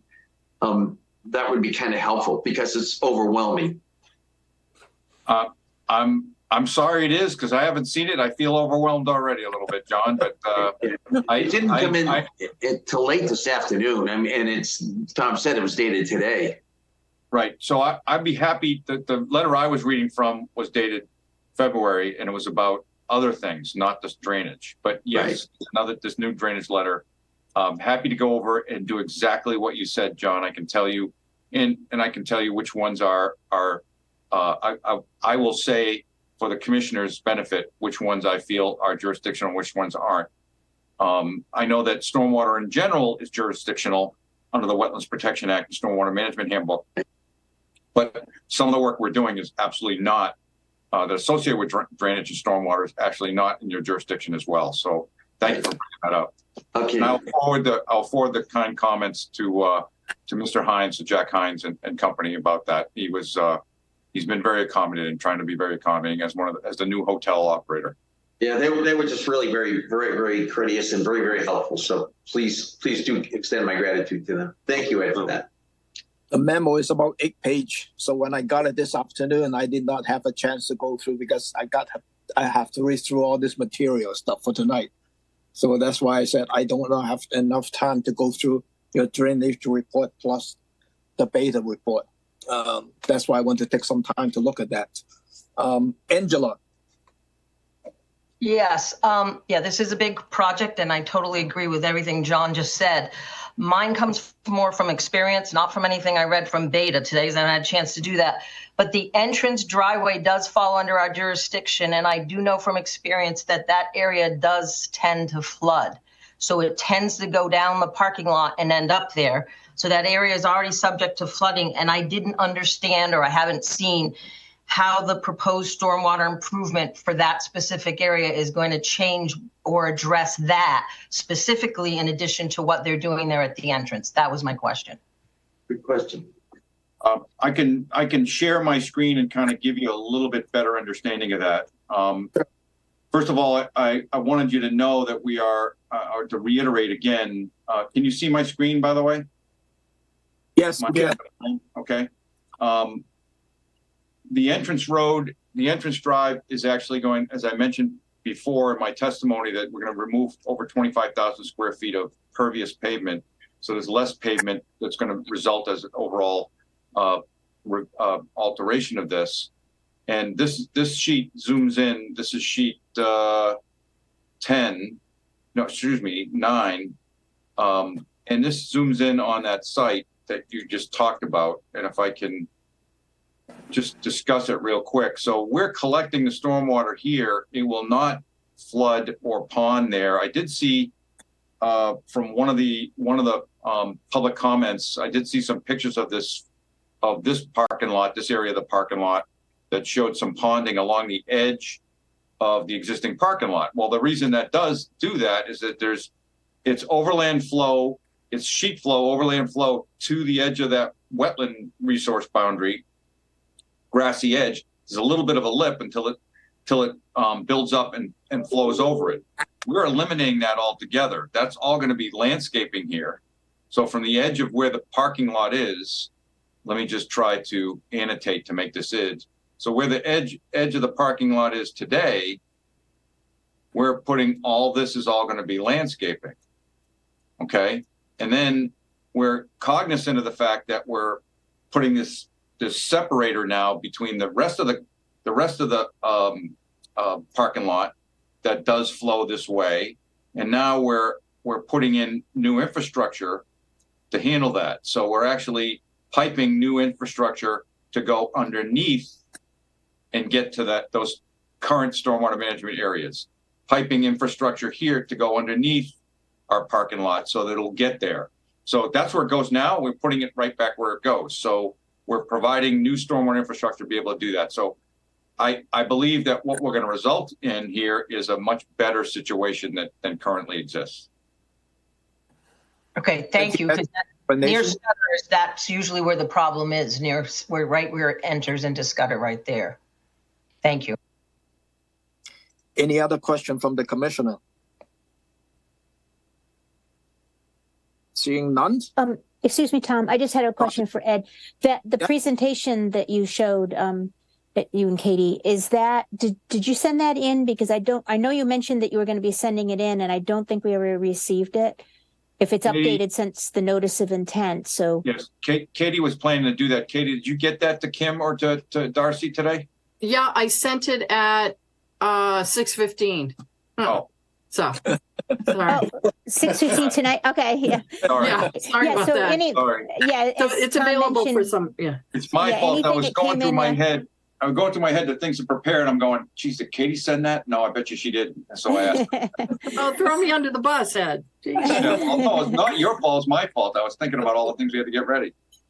Yeah, so anything, just so everybody hears this, public's attending this, anything that came in after 4:30 will be going into the Laserfish tomorrow. So we took a break at 4:30 because we've been at this all day, regular job. So same thing for the overhead. I mean, the presentation that you're giving us, and that will be in the Laserfish file as well. Louise? I think that Katie, that a lot of your tables address this, but the problem I'm having is that you're responding to 0 to 50. Hello? Say that again. You got jumped on. You're responding with mitigation in some cases in response to development that is that we would not be actually requiring. For example, as Tom said, we usually don't really respond to state bank issues. And I think also in terms of the outer area of a riverfront, 50 to 200. We generally do not respond to that. And so, you know, when I look at all the things that are going on, I have trouble sorting out what we really focus on and what, for example, response to the state bank, we really don't worry about. We really worry about 0 to 50 buffers at of water resources, for example. That's really important to us. But the riverbank, 100 to 200, though it's great that you're, you know, concerned about it and worried about it and taking care of it and mitigating for it, it's not high on our list. So I don't know if somehow, I'm not exactly sure what I'm asking for, but I'm saying that it's kind of like it's all been lumped together, and I would like to have some method of prioritizing in terms of the, you know, where the development occurs or where the disturbance is, and where it's not so important, and then see what your plans are. Didn't that one chart cover that, Katie? I'm sorry? Didn't that one chart you showed, I thought Louise's question's a good one, but I thought, didn't that one chart you showed break that down for us? Yeah, and I think, may I respond? Yeah, go ahead. Mr. Chairman. I appreciate your comments, and I'm sorry I went down that rabbit hole of Chapter 704. But I think taking into consideration your comments that it comes down to the 2 access roads, because the emergency access is within 100 feet of the pond, and the access driveway has 100 feet from bordering vegetated wetland and you know, other resource areas on that side. So, you know, taking out the coastal bank issue, we have the 2 access roads. So if you want to focus on those impacts, because the stormwater basins are riverfront area and coastal bank. Agreed. The access areas are more complicated. You know, they're within 100 feet of ponds or BVW.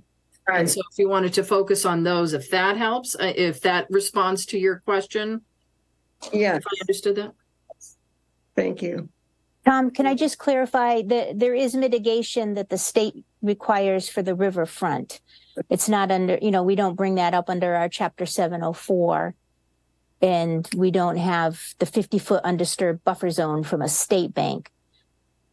So okay. I don't know if that helps too, so. Yeah. Pete? Yeah, as a total project, again, I'm speaking from a science background that I have.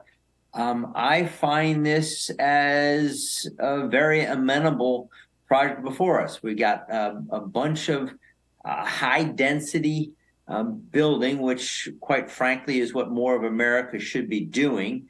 We have a large amount of green space. This is on a sewer system. We're lessening the amount of nitrogen. The 2 access roads, which are, quote, the, quote, problem areas, we regularly, for applicants, allow a variance for access to upland for them to develop. This is in our high population density of Hyannis. You've convinced me. Thank you for what you presented, and I think that the green space you're providing and the benefits of altering grassed golf courses to a more natural kind of habitat will be a benefit for wildlife and for flood control and water management. So thank you. Thank you, Pete. Any other comments from the commissioner? Before I go to the public comment, we should limit our public comments to about 3 minutes. Louise, can you do the timekeeper. I will. Thank you. Channel 18, David. Anyone? Okay, I can see it now. The first for public comment on this one is the first one is Brian Cobell. Brian, can you unmute yourself? Yes, sir. Go ahead with your comment. My comment, I might have miscommunicated with your coordinator at the beginning. My comment was going to be in conjunction with Park City Wind, not this. Sorry. I looked the long one. Sorry, that's my fault. Excuse me, Mr. Chairman, if people giving their public comment could first give their name and their address also, Yes. please. Right. The first one is Denise Johnson. Yes, am I unmuted now? Yes. Okay. Kim, do we need the address, the name and the address, right? Yes, I heard that. Okay. My name is Denise Johnson, and my home is at 38 Greenwood Avenue. My property immediately abuts the site of the proposed apartment complex. I have not received any notice of this hearing from the proponent, and therefore want to protest the commission proceeding with this hearing tonight. I may not be alone among my neighbors and other abutters and have had little or no notice of the hearing. Many comments have been made about the public comments and written comments coming in late. I think it was incredibly short notice to say it had to be on in the morning, 10:30 after a major holiday, when many of us didn't even know the meeting was taking place. So my first point is, for all these reasons, you should reschedule your discussion of this project until at the earliest your next meeting after work, meeting time, which I believe is September 19th. Second, for the same reasons, I have not had time, nor has it seemed many of the commission members have not had time to detail the materials, yet alone the comments in response. Joshua's Brook is a tidal stream that runs behind my house. It flows into an estuary ahead, damaged with periodic algae blooms and other biohazards. The estuary empties into the Sound by Keys Memorial Beach, which has been closed many times this summer due to water contamination. You need to look carefully before allowing literally hundreds of humans, cars, and their pets to occupy the site. This inevitably will lead to runoff of toxic materials and waste into the stream for further polluting it, the estuary and Keys Beach. I'll leave it to the engineers to critique the stormwater infraction being proposed. All I can say that the entrance to 35 Scudder regularly floods in major storms. A stormwater management system won't catch everything. And with parking for almost 500 cars, some of which their oil and residue inevitably will enter Joshua's Brook and the estuary. Evidence at the Cape Cod Commission showed this project actually may increase nitrogen loading, further damaging these waters.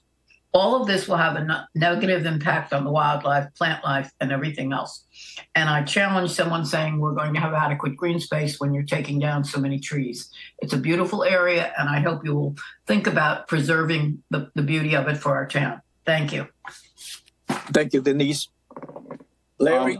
Mr. Chairman, can I just make a quick comment? I'm just to respond to the notice to Ms. Johnson. I'm scurrying to look. Ms. Johnson was on the certified list of abutters. She was on the list of abutters that we mailed the notice to. I'm now just quickly scanning to make sure, to look real quick to see if she's one of the abutters that did not return the green card yet. I haven't received any mail from you, so I can't return the green card. I check my mail every day as I'm on one of the other commissions in town, so I make sure to check all my mail. Yes, ma'am, and I completely understand. I'm just saying that for the record, we did make a certified mail notice, and I submitted the notices, and Denise Johnson is one of the 38 Greenwood is one of the notices that were mailed on the 15th of August. So I don't know why she didn't receive it, but we certainly did our part to try to do that. Thank you, Ed. Thank you. Let me go to the second one. Larry, our Larry Morin. I'm Tom, I'm going to listen to what other people say. I've not been able to read all the documents that are associated with the notice of intent.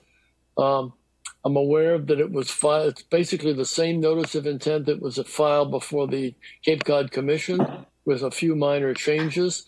So I want to hear what the other butters will say, but what Denise Johnson just said was whacking down an axe on the issue. And I think she's right on target.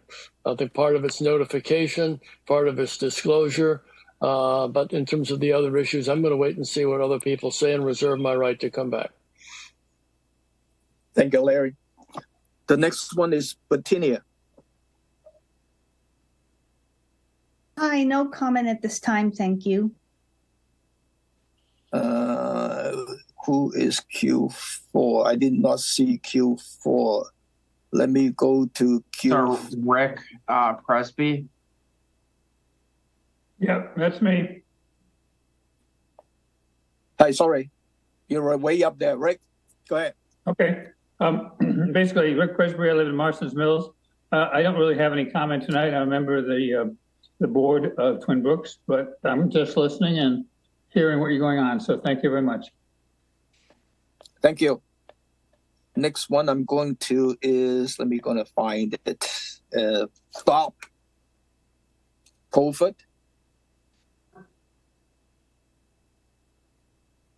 Bob, can you unmute yourself? I have no comment at this time. Thank you for asking. Thank you. The next one is Roberta Much. Roberta, I think she's on mute. can you unmute yourself, Roberta?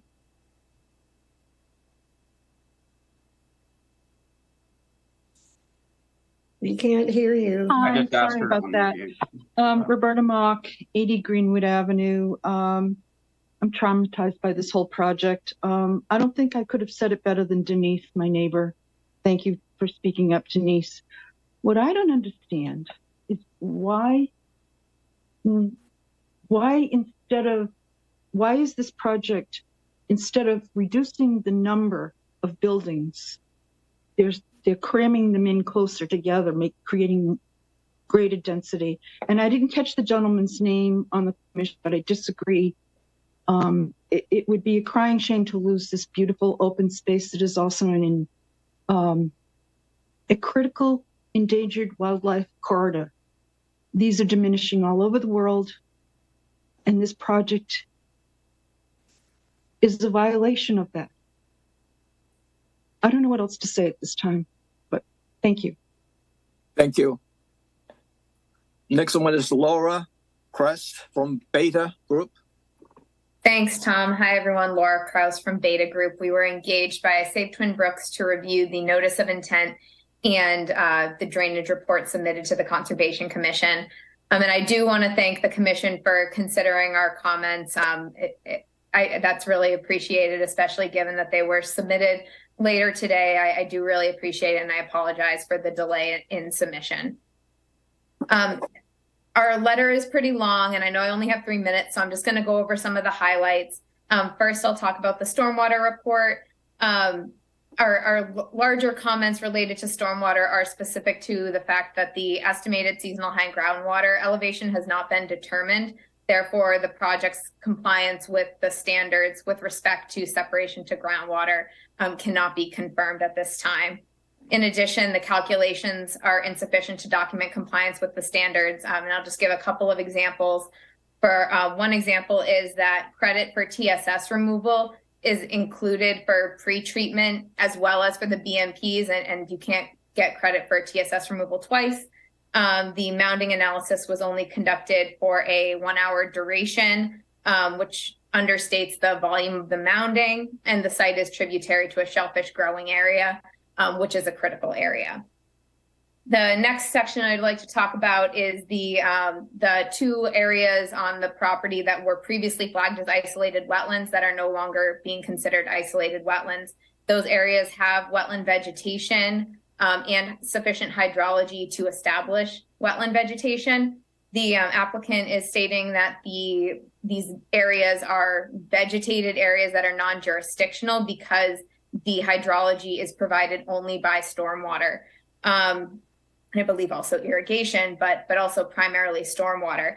They're stating that because there's no surface water tributary or providing the hydrology to these wetlands, that they are not jurisdictional.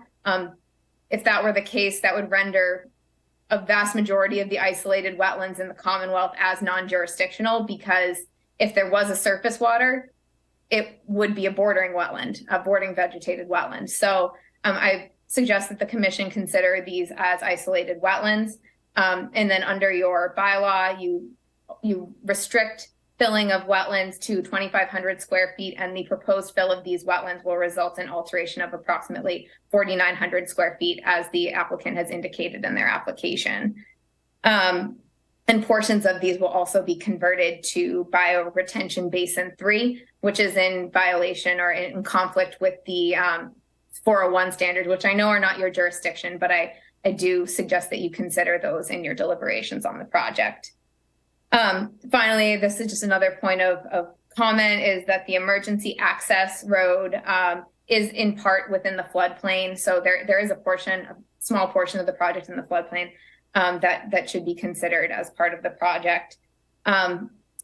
Because the impacts to the isolated wetlands are close to 5,000 square feet, which would trigger additional permitting, we suggest that the Conservation Commission, or we believe that it would be appropriate for the Conservation Commission to consider a peer review of the wetland resource areas as delineated on site. Thank you very much for the opportunity to comment. Thank you. The next one is Karen McGuire. Thank you, Mr. Chairman. Can you hear me? Yes. Okay, my name is Karen Kim McGuire, and my husband and I live at 234 Greenwood Avenue, and our property borders the Stewart Creek estuary downstream from the Twin Brooks site. I'm also president of Save Twin Brooks, a grassroots organization that seeks to preserve for our future the nearly 40-acre Twin Brooks golf course site, the last large open green space in the village of Hyannis.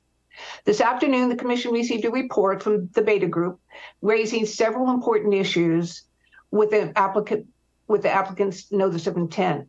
And as you know, Laura Krause just spoke to you about some of those issues. But first, let me apologize to the commission for not having to be able to submit Beta's report by this morning's suggested deadline. Our organization is not itself in a butter, and so received no notice of the hearing. We learned about it by word of mouth. We promptly engaged the Beta Group, which understandably took some time to go through the hundreds of pages in the NOI and to prepare its report. It was just not feasible to submit a well-written, well-thought-out report, which the commission deserves, by 10:30 in the morning after holiday weekend. And even if we had, I imagine it would have taken you longer than the past several hours to digest it and compare its conclusions to those in the NOI, especially given the other important items that are on your agenda this evening. Given the important issues Beta raises, we respectfully suggest that you continue this hearing till later in the month to give yourselves and your staff adequate time to consider critically the applicant's materials, Beta's findings, and other comments tonight. Katie even had mentioned tonight that she submitted a report at 6:15 this evening. And I know that there are people on this call and on the commission who would like to review that report as well. This is a major project being built adjacent to and partially in already critically compromised wetland areas and streams. The southern tip of the project site is on the Stewart's Creek estuary and is just over 2,000 feet from Nantucket Sound. I urge you to consider all the questions and comments Beta and others have raised this evening, and to give yourselves and your staff some time to do that. Thank you very much for your consideration. Thank you, Karen. Next one is, let me see. I thought I saw dropped out. Channel 18, who's the next one?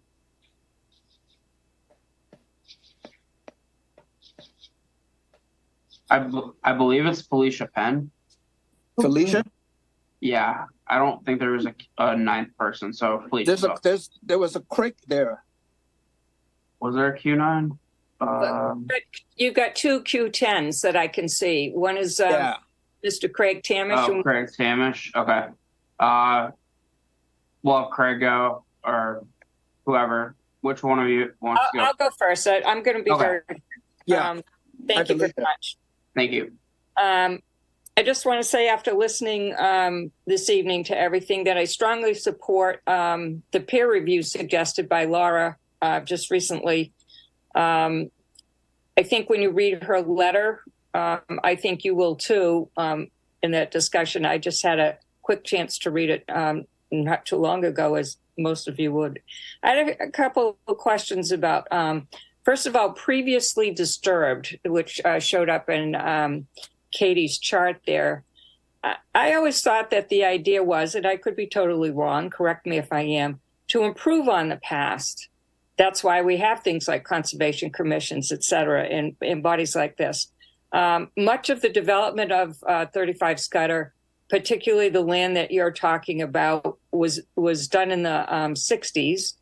And long before Wetlands Protection Acts as they exist now existed then.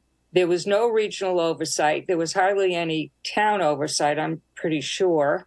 And you know, I don't think the entrance driveway, for example, would have been allowed, et cetera. So when somebody says, hey, you know, it was previously disturbed, so we're going to, you know, we're just going to gloss over that. I just think the idea is to make it better today than it was then. So I'm just passing my thoughts on to you for that. I also like to know what a partial waiver is. I've never, you know, I spent 9 years on the planning board, never heard of a partial waiver. So I'd like to know what that means. The restoration of trees sounds very triumphant. There was no mention about the removal of 600 specimen trees on that property. They're only talking about trees that they're restoring through the riverbank and in wetlands areas, but are they restoring the 600 trees or more? Are they, you know, what's the net loss of the property, I guess, was what I'd like to see, because we all know what the root structure of trees contribute to a property like this, particularly where water movement is essential. So I think that's fine. Reduction in water usage. Is this just outdoor water usage, or is this total water usage?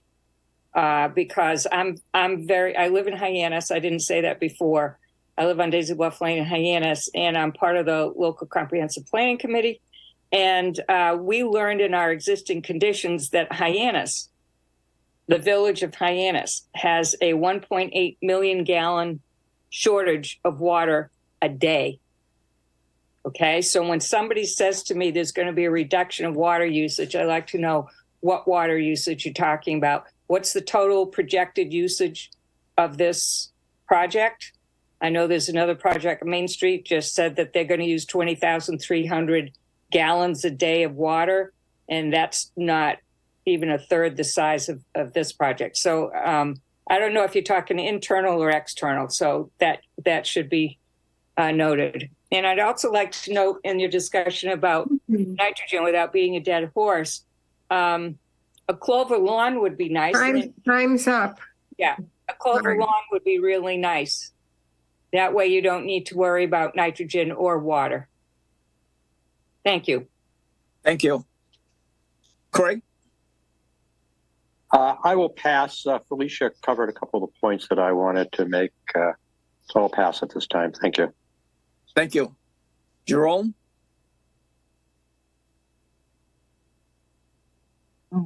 Yes, I just want to comment that I thought Denise's presentation and Karen McGuire and Felicia Penton's presentation went way over the top on the problems that we face with this project. And I wholeheartedly support their efforts in trying to mitigate a more meaningful solution to this area. Thank you. Jerome, can you give us your address? My address is 142 Bay Lane in Centerville. Thank you. Did I miss anyone else? Larry has his hand raised. Larry? First of all, for the record, my address is 1493 Santuit Newtown Road in Katuitt. And I have known and followed Kim or Karen Hughes and her husband Brian for a long time. They have invested themselves, their resources, their health, and their passions into not only challenging this project, but also identifying both the issues that lie within so-called conservation jurisdiction, but also lie within what happens to the project within the jurisdiction area, but beyond the area. There's been a complete disregard of that from the outset. Felicia touched on it, and Laura touched on it. With the Beta Group, they've submitted incredible reports over the years. There's been the effect that, somehow if we condense everything and retreat the structures within an area not considered under jurisdiction, that, we don't have to think about what happened maybe beyond that. That's exactly the problem that we're facing. And I know from 17 plus years as to how those issues get dodged. So this situation has to be challenged. It has to be heard much more thoroughly. It certainly should be continued to a later date when more information can be presented, and the whole the day after Labor Day is just the tip of the iceberg. So thank you for those comments, and I'm going to watch over this closely. Thank you. Ed. Yeah, Mr. Chairman, can we respond to a couple of things? Oh, I think Pete has another comment. Pete?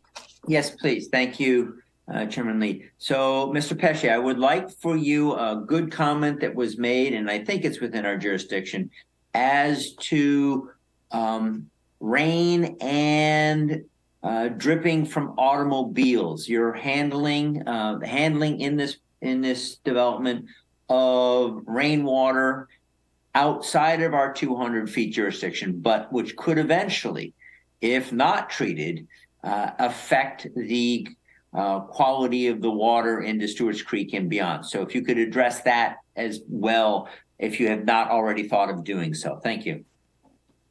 Sure.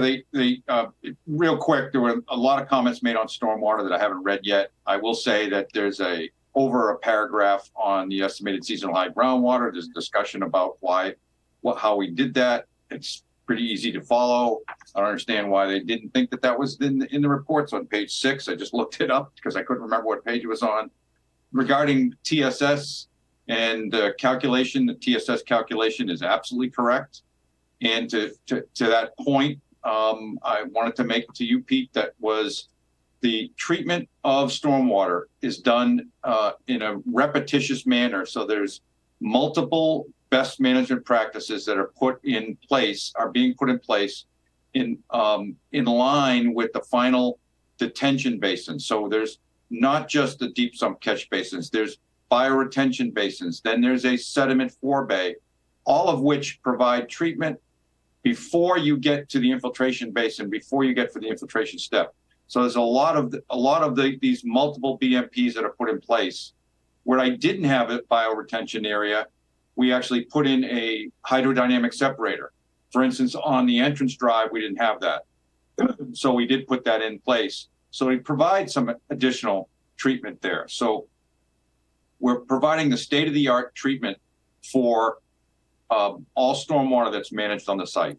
So we meet or exceed all the requirements for the Wetlands Protection Act for that. Yes, I wanted the public to get it from you very succinctly as you've done. Thank you. And I also wanted to say for the record, we did get the certified list of abutters from town. We got that list and we made the proper notification to all the abutters. I'm sorry that some didn't get there, apparently, to Ms. Johnson, but again, she's on our list. It was made on the 15th. I did check, she is one of the green cards I did not receive, but that does happen with the post office. However, we did follow proper protocol, and I provided proof of that mailing to the commission. Katie, do you have a couple things you wanted to just comment on before we close the evening? Yes, if that's okay. Really quickly, in the restoration plan that we provided, there's a correction, not a correction, but a summary of the amount of trees that are being cut. And we did an extensive review of what's considered specimen trees under the Cape Cod Commission. And there are about 375 specimen trees on the site. and we're cutting 144 of them. So I'm not sure where these 600 trees numbers are coming from. That was perpetuated in the Cape Cod Commission public comment, but we have the information that's provided on page 8 and 9 of the restoration plan, which is included in Appendix A of the notice of intent. And we are replacing those 144 trees as part of the restoration plan. Most of those are outside of jurisdiction. So I just wanted to respond to that. In terms of the wetland delineations and the those isolated areas that were mentioned, initially we thought that they were isolated vegetated wetlands because they do include greater than 50% wetland vegetation, but we have to go with what the bylaw definition of a wetland is. And we dug deep of what the definition of a wetland is under the local bylaw, and it has to be supported by ground or surface water. And this is not supported by groundwater. Groundwater is very deep, and it's not surface water because there is no surface water there. It's probably supported by stormwater runoff, irrigation. Enough fines have filled in there that there's enough for wetland vegetation to exist. And so we believe that they're not jurisdictional. If there's some argument on their federal jurisdiction, the Supreme Court just made a very, I don't agree with it, decision that wetlands like this are not jurisdictional under the Federal Act. So they're not local. They're not local under the bylaw jurisdictional. It's not isolated land subject to flooding under the state. And it's no way going to be federal jurisdiction under this recent court case. 4 years from now, that could change. You know, federal wetlands, the definition changes depending on, you know, what the courts decide. So those are constantly changing. But right now, that is not subject to jurisdiction under the Federal Clean Water Act. And I think that it's a simple enough assessment for staff to do. I mean, I can't tell the commission, but I don't think it needs a peer review. It's pretty straightforward. I think that's it. Am I missing something, Ed? All I was going to suggest, Mr. Chairman, is that we certainly would like to close the hearing. We'd like to move forward. Obviously, we understand there's been some public comment and some late comment that's been provided. We can certainly respond to that. We'd like to work with staff to allow us to complete the restoration plan. I think that's a good thing for us to do with your staff. And we can obviously return informally at a hearing and present that updated restoration plan. So we're open, to allow the board, the commission to vote on it tonight, if that's something you'd be willing to do. Trying to move forward with staff to finalize those final little items. Let me give John a chance to speak. Thank you, Tom. Comments. Yeah, many of the, it's really frustrating. Certainly Larry Moran should know this, but a lot of this is not within our jurisdiction. We legally don't have the authority to address those issues. And, and it's frustrating. Certainly in an earlier application that I was very concerned with on Seaview Avenue, that was a great deal of frustration for me as a conservation commissioner. On this particular one, however, Ed, I see there are at least two issues that might require or in my opinion would warrant a continuation. One of them is the opportunity for Darcy to go through that plan. I don't know if she has yet. Maybe Pete or Bill have some experience in this and they can look at it closely, and I think that would be helpful. Secondly, I think that we need to look at some of the statistics, the figures that were raised in the beta letter in some of those issues, because again, I don't have the technical competence to address these. My sense is many of them are out of our jurisdiction. Some of them should be looked at. Your review of that, I think, would be very helpful for me as a commissioner. So that's just my thought, Ed. Okay. So, Ed, what I'm thinking though, I'm kind of in agreement with John that, I have not got a chance to look at the drainage report plus the beta letter. So I need to look at that. So I think I need a continuance, to give us some time to kind of reviewing that. And then you also want to look at Beta's comment letter and then addressing their drainage report as well, as discussed. Yeah, I want to make the point that we would like to provide whatever information the commissioners need in order to render a decision. So we don't want to say that we don't want to do that. We absolutely do. We understand the need for, I think John's targeted two things that make sense for us to use as quote homework going forward to the next meeting. I really need you to understand also that it doesn't matter what I tell you, you're still going to hear other negative comments from Beta. It doesn't matter what technical arguments I give you, they're going to disagree with some of them. That's just the way it's going to be. We've been through this over 2 years. We've been through appeals with the Beta Group, and we've been through comments given to the Cape Cod Commission by the Beta Group. So I will just caution you that it'll be additional information. I will give you my honest and positive answers to everything, positive or negative, but I'll certainly address things properly and appropriately, and I'll certainly try to get you some additional information. Tom? Yeah, go ahead, John. Just as Ed knows, as we know, and so the public knows, asking for a continuation, the commission cannot require a continuation. The applicant has to request it. So Ed, even if you do request it now, and even if there's some additional conflict between your position, your client's position and Beta, that doesn't mean you would have to ask for a continuance the next time. At some point, a decision has to be reached, and I'm sure you know that. Agreed. Thank you. So Ed, how long of the continuance do you need? I'm going to suggest 2 weeks. My schedule's pretty busy, but let me ask you, what's your schedule like in a week? Can we be on next week's hearing? Next week is the 12th. That is 6:30. That's at 3 o'clock here on the 12th. An afternoon meeting. Yeah.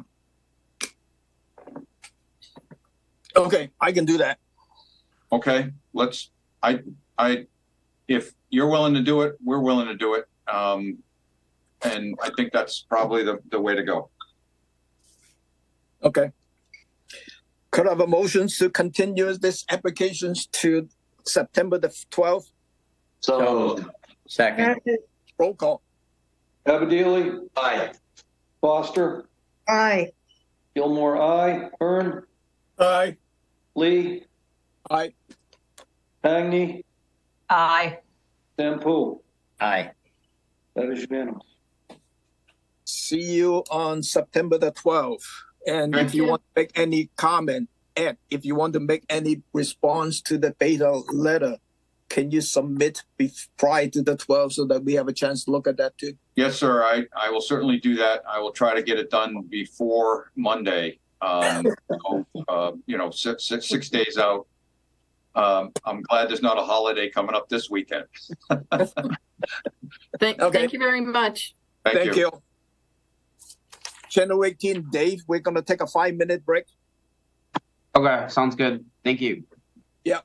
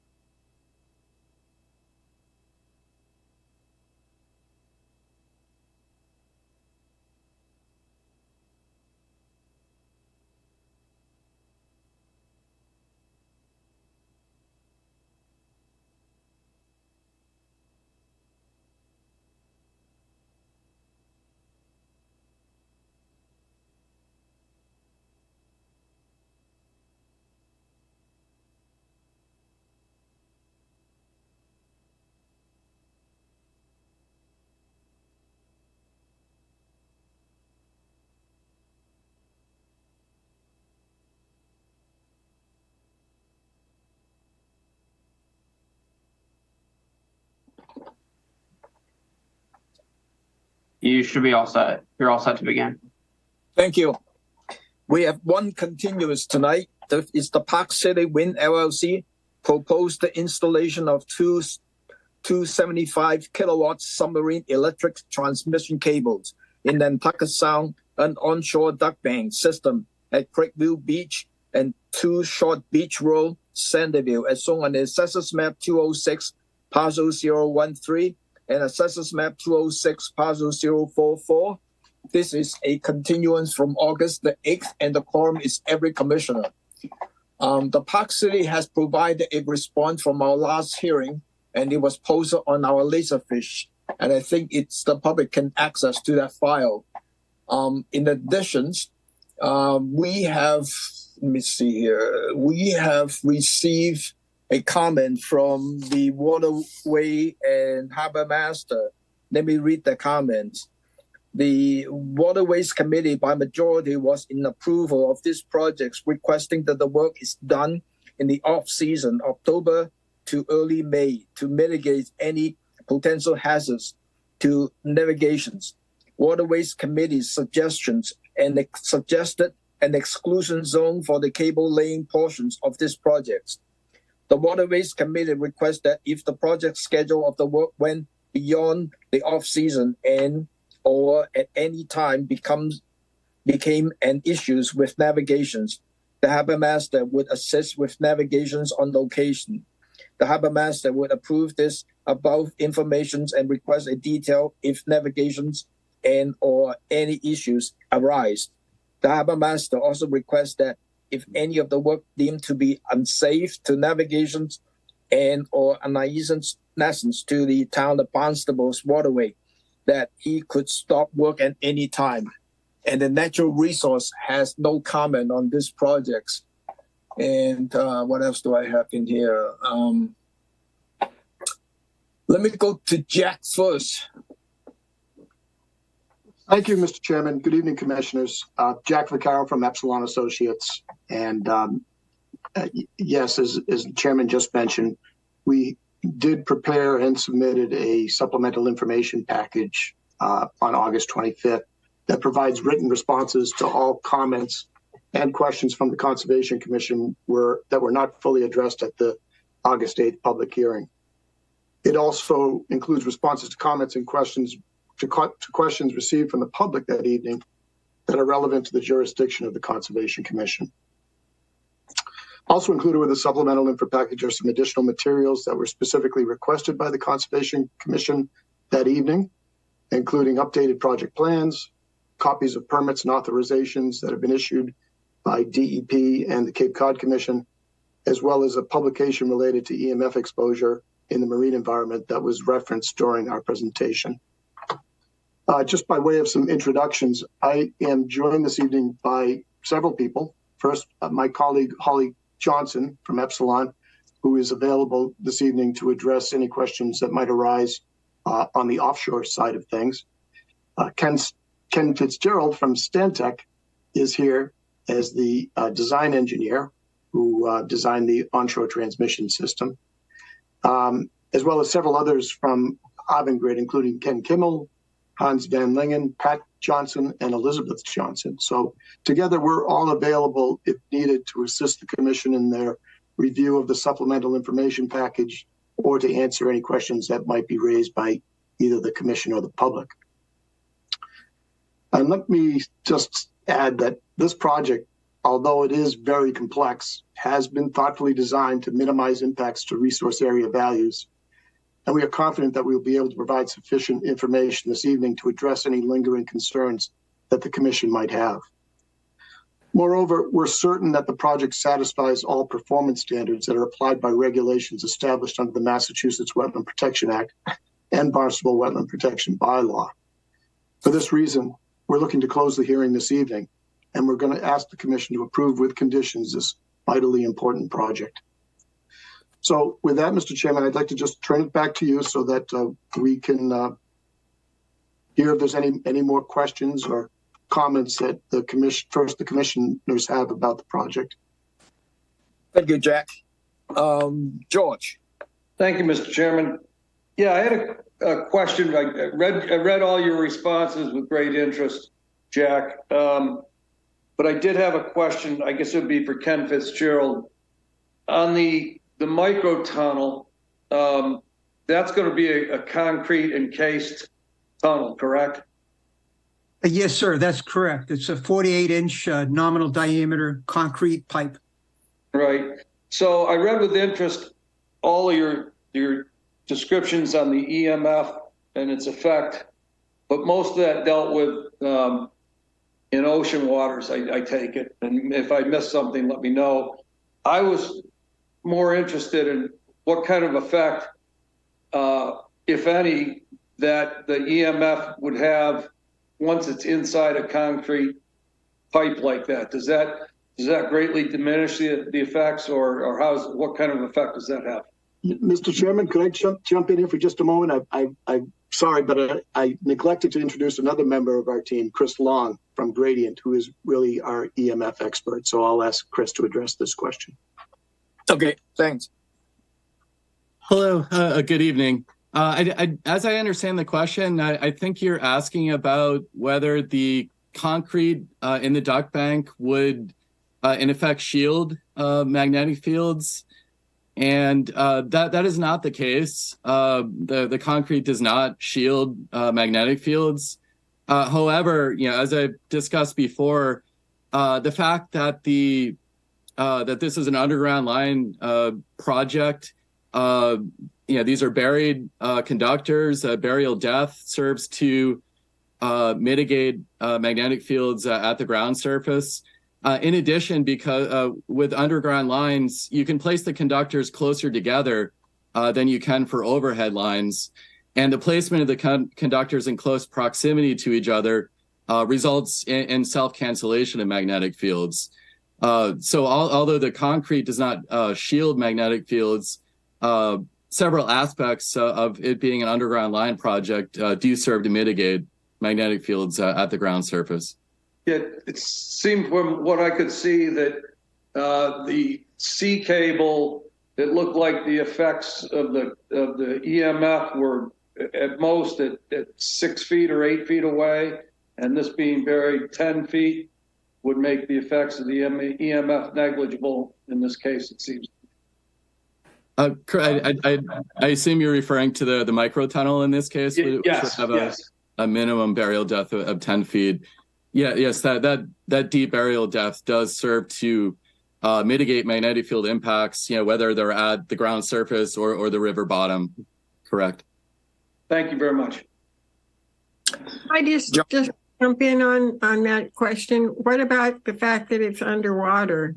But does water do any shielding more so than if it were in air? No. Water does not serve to shield magnetic fields. Okay, thank you. But the cables are buried underground or under the seabed, right? Yes. Correct. That's correct. Yeah. John, unmute yourself. Sorry, Tom. Again, referring to the tunnel, it's 10 feet. I think you're talking a minimum, as I recall, of 10 feet burial under the seabed. Is that correct? Yes, that's correct. Okay. Follow-up question to that. Is there a required maintenance of that over time, 5 years, 10 years, 20 years from now? And if so, what is that maintenance and how is it going to be done? Some kind of inspection of it. Right. Excellent question, sir. No, there will be no maintenance. Once the tunnel is installed beneath the riverbed, the cable bundle gets pulled through, and then the area, the annual area, if you will, gets filled with the thermal concrete. So there'll be no maintenance of the tunnel itself. The circuits will only get inspected through the splice faults. And the nearest splice fault is north of the river on Greenville Beach Road. Okay. All right. Good. A question that a number of the public raised is financial stability. We have, my knowledge and all the years on the commission, we've never questioned the financial stability of of an applicant. We just assume it's going to get done. My question, and Jack, maybe you know, in the discussions with the town, has there been some kind of discussion of a bond requirement in the event, for example, that you know, you started the project and then somehow Avogam just sort of went away or went bankrupt? Just again, I'm not sure that this is a Conservation Commission question, so I apologize for that. But I'm curious for the public's information. Have there been discussions with the town or other agencies about that downside possibility?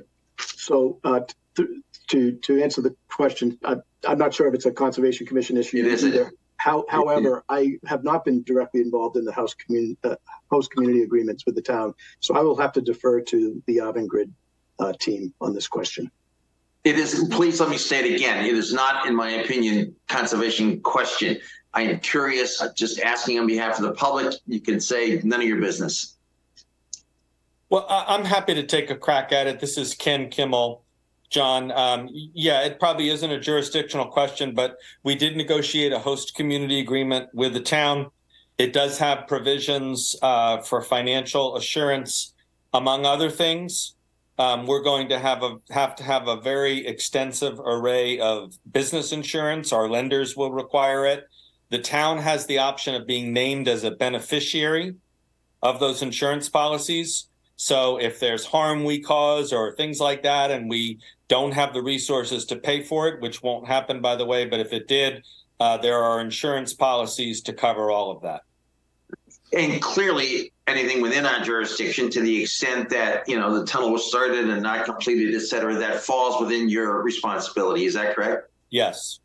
Okay, thank you very much. Thank you, John. Pete?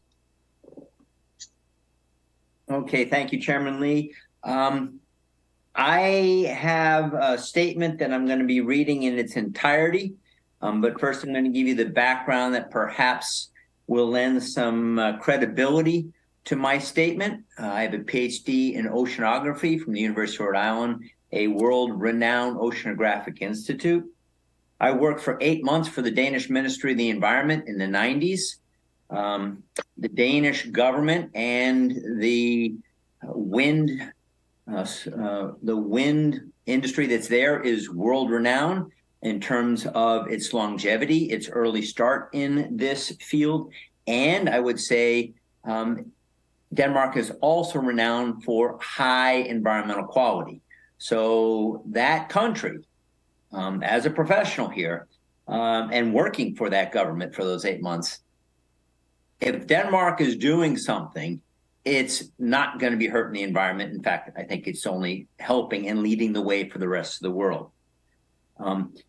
Listening to the comments that we had from the 8th of August, I am hopeful that the concern that we heard from many of our citizens was really based on the care that they have for our beautiful environment and is an honest caring for the beauty that we all share.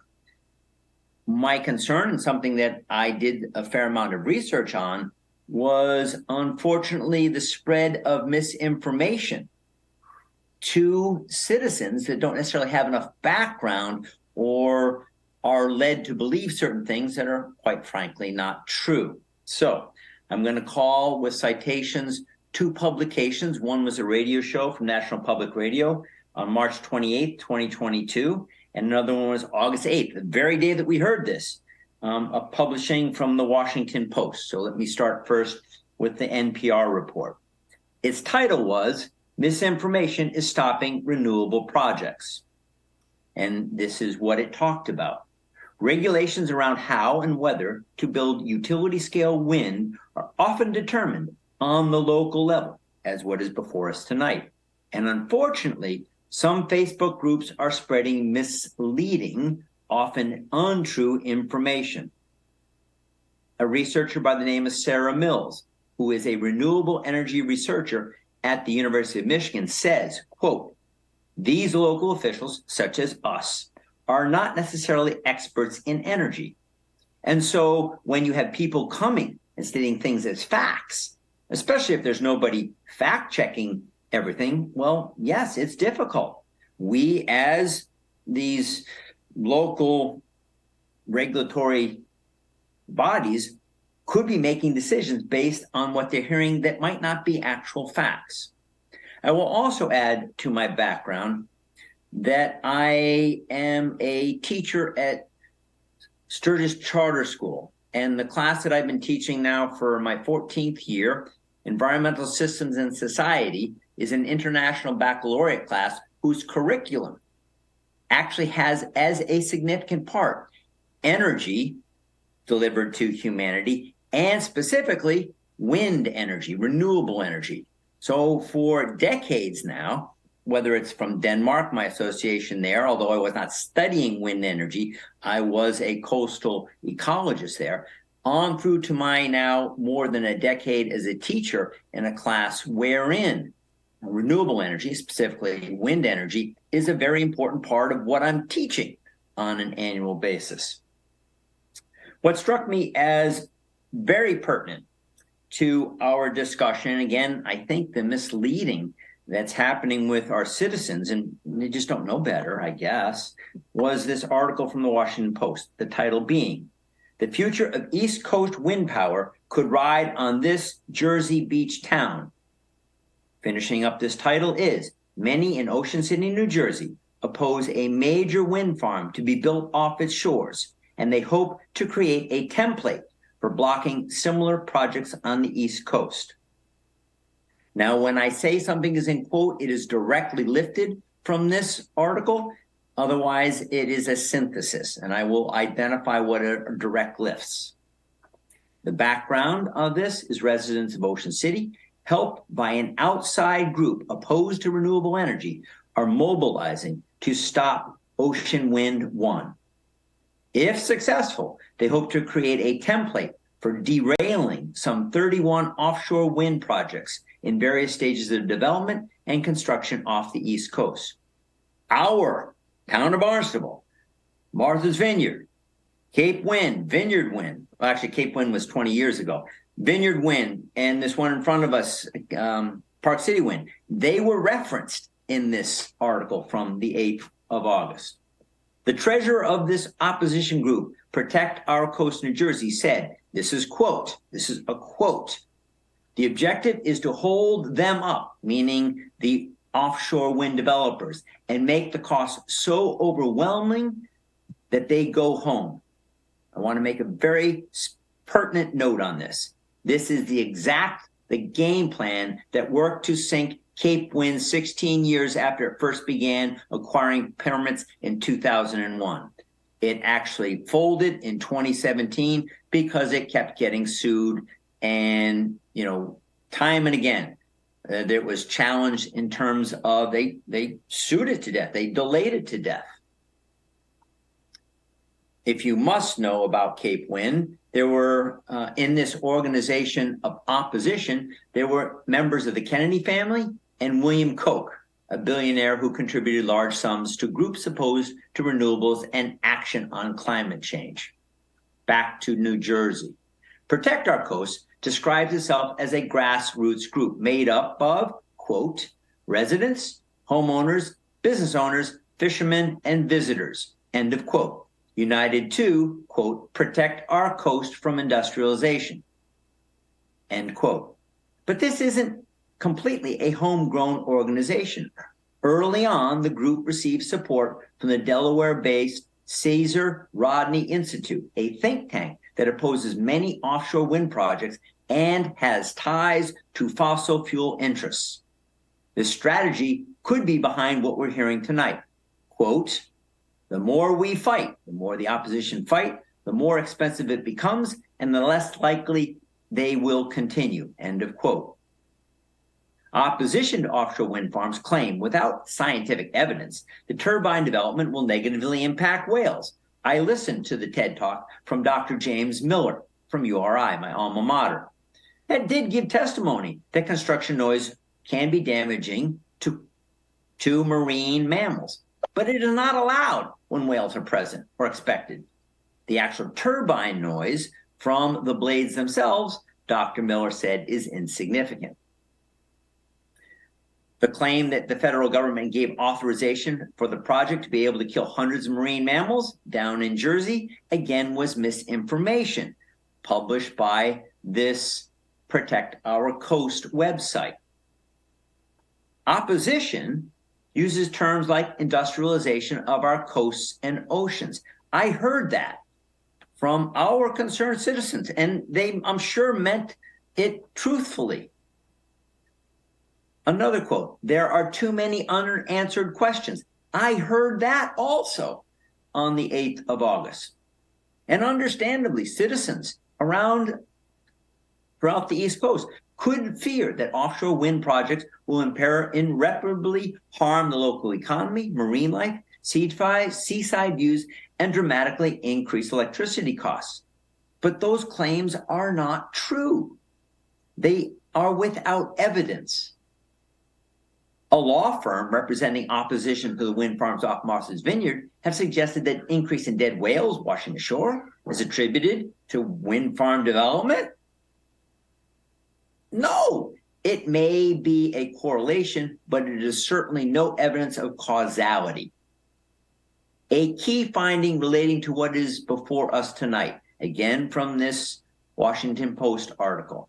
J. Timmons Roberts, an environmental studies and sociology professor at Brown University, who has tracked campaigns across the country against offshore wind, said many local groups employ talking points that mirror those of dark money organizations opposed to renewable energy. In quotes here, people really need to know where the information is coming from, Roberts said. It may be coming out of the mouths of local people, but a lot of it is being generated by the movement to stop the transition away from fossil fuels, end quote. Thank you for listening to an analysis that I have done on what is not an uncommon basis for the opposition of offshore wind, which the Inflation Reduction Act and our current administration in Washington is trying to spearhead to change our dependence on fossil fuels and address climate change and the production of greenhouse gases. Thank you for your time. Thank you, Pete. I have a couple of questions. Any other question from the commissioner before I start going? None? Jack, I know in the NOI you mentioned about the MEPA approval for the New England Wind 1 connector, right, from the MEPA certifications. Mm-hmm. Do we have a copy of that?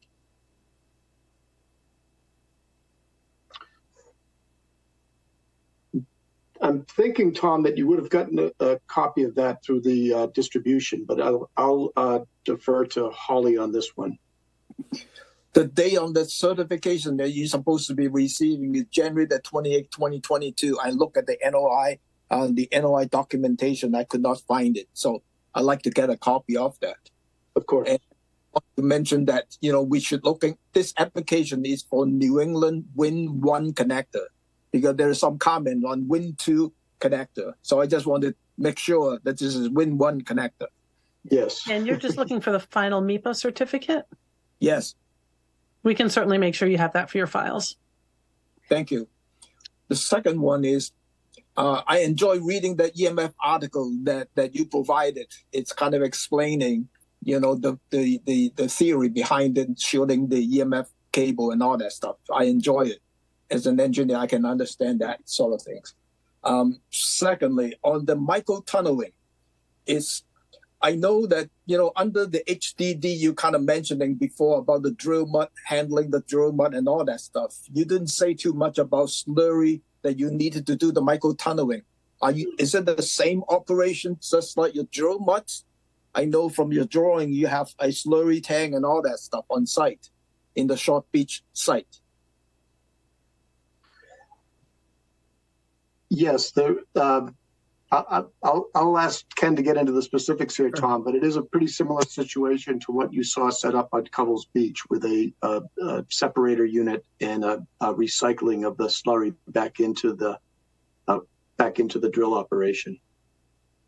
Jack is correct. As it relates to the slurry that is used to cool the drilling operation and also used as a mechanism to convey the cuttings away from the excavation, they work nearly identically. That we have a slurry with about 5% of bentonite in it.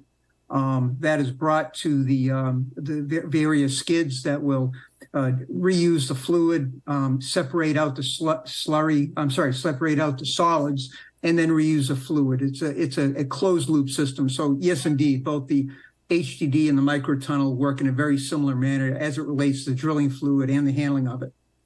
So the containment of the drilling mud and all that is equal or similar to the HDD methods? It is similar. The amount of fluid that's being handled is expected to be less, much less for the microtunnel. We got to remember too that the microtunnel is about 440 feet in length, whereas the HDD is about 1,100 feet in length. So certainly it's a lot less volume of fluid that will be involved with that process due to the shorter conveying lines. It's just a smaller volume of that closed loop circuit I described. Okay. As a construction sequence, as an engineer, I'm always trying to think about the construction sequence.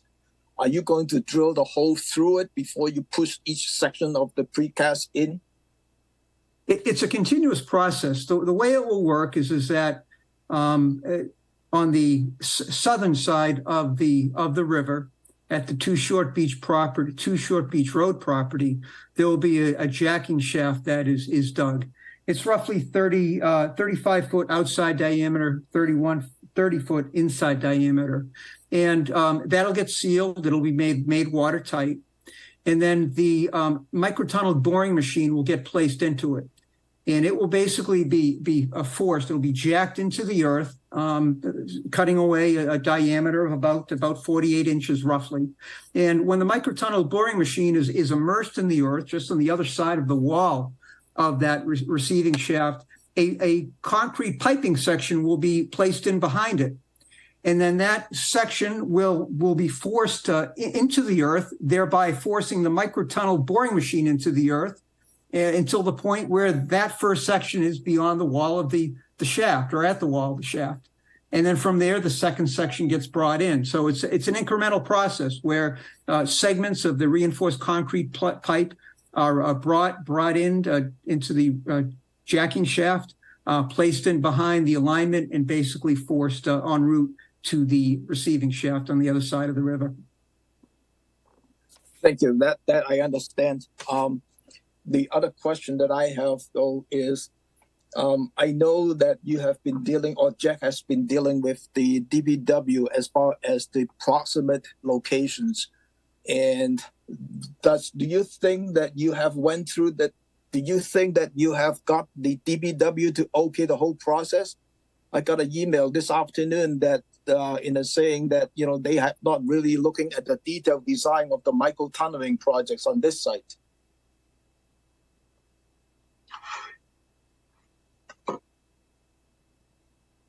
We are, just as a general rule on the engineering side, I'll let others at Avangrid maybe talk about the relationships with the town. We work very closely on the engineering front with the town DPW, particularly as it relates to the sewer system. So we are very coordinated with them in terms of the placement of equipment to ensure that projects that they have ongoing or planned, particularly the sewer project, will be able to proceed very efficiently. So from an engineering perspective, we are in close coordination with the town. Maybe others at Avangrid could speak to the rest of the question, please. I understand that you have been talking to them, but I'm trying to get a confirmation from the DPW. They agree with your methodology or protocol and that sort of thing from the receiving shaft on the road. And I'm just haven't got a chance to see that documentation stuff from the DPW. That's why I want to close my loop. That's all. So if I may, myself and a few others, yes. Yeah, go ahead. Myself and a few others at Avangrid on the Park City project meet with Griffin Bowden, the town engineer, on at least a biweekly basis. So we regularly exchange discussions talk about where the respective designs of the projects are, and elicit feedback from each other. If you would like some sort of confirmation from him, be happy to reach out and see if I can get that for you. I think it would be nice to have the confirmation from the DBW to understand that you open up that shaft hole on the road and for the duration of the micro-tunneling projects to get it going. Because otherwise, right now, your existing location is right on the road. So you will block out a couple of lanes from that side of the road. I just want to be sure on that side. Okay, yeah, Tom, he was just looking. I'm sorry, Darcy here. Griffin was saying he has not seen the detailed plan for this yet. He understands we're having conversations, but he hasn't been able to review the detailed plan. Okay. So if you can close that loop, I appreciate it. The second one is on the Short Beach site. I think we have to look at the erosion control and the work limit line that you have set up. Right now, your set up the work limit line is showing up on your landscaping plan. We should show that on the engineering plan as well. And as far as the 30-foot shaft that you're going down, I'm wondering whether should be any other erosion control during that process besides the one that you're showing on the landscaping plan right now. Do I miss anything else, Darcy? Yeah, just for clarification, I think they were putting a split rail fence at the edge of the marsh, and I just wanted to make sure the commission understands if that's, a lot of times we ask for like demarcation and stuff of what they put in for plantings and restoration, but the split rail fence is going down next to the marsh. And then the erosion, we need something that actually shows where the erosion controls are being installed, as Tom said, on both plans.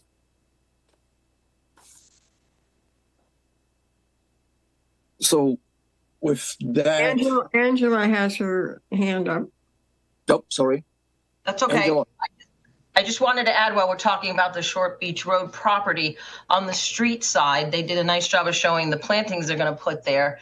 And there's no way, the neighborhood's two biggest complaints were, one, it's an eyesore, and hopefully now this will be fixed by the plantings that they're going to do. And two was the people who park there illegally. So can they put some kind of rocks along the road there to keep cars from pulling onto this now newly vegetated piece of land here right along Short Beach Road?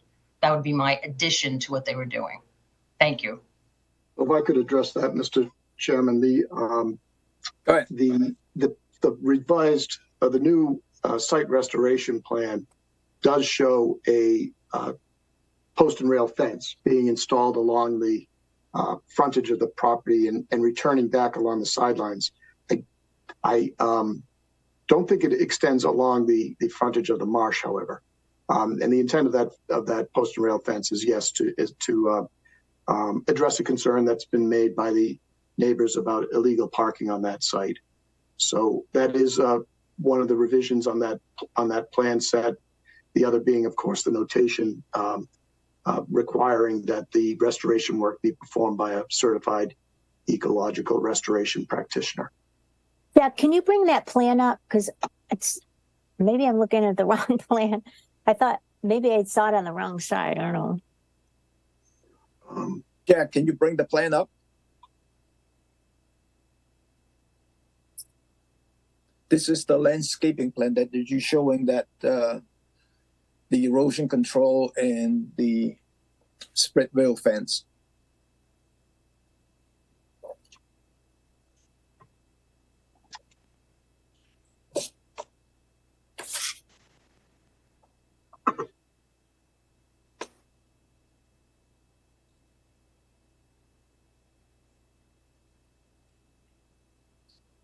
If I am bringing it up, it's just taking a while. Sorry. No, understand. Because you got quite a material on that list. Yeah, there is a lot here. Yeah.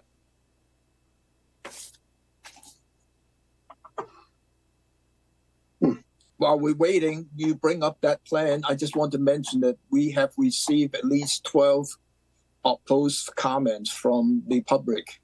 I just want to mention the name of those people that provide the comment. Ann Salas, Greg Gertie, Joanne Harder, Thomas Drake, Martha Drake, Gary Conway, Joanne O'Connor, Bob Schultz, Molly Sprouse, Robert Wagner, Sandy Jones, and Kate Galivia. And then we also have like 5 support letter from the public. Is Steve Waller, Dorothy A. Salves, Jennifer Lynch, APCC, Larry Posh. If there's any other comment that came in after 4:30, it's not showing up at this point, but it will be posted on the website tomorrow on our Laserfish file. Mr. Chairman, I have brought up the plan on my screen, but I get a message that the host has disabled screen sharing. But if you have access to the supplemental materials package, it is on page 100 of that document. Darcy, can you bring it up? Yeah, hang on. I'm going to try to do that right now. Okay. While I'm doing that, did we want to make sure we went over the June 1st, 2022 NHESP letter? Because I think we had, I wasn't sure, we added that letter because we had the wrong one in the Laserfish file from Division of Fisheries and Wildlife. Do you want to make sure we have that read into the record? Yes, I can do that.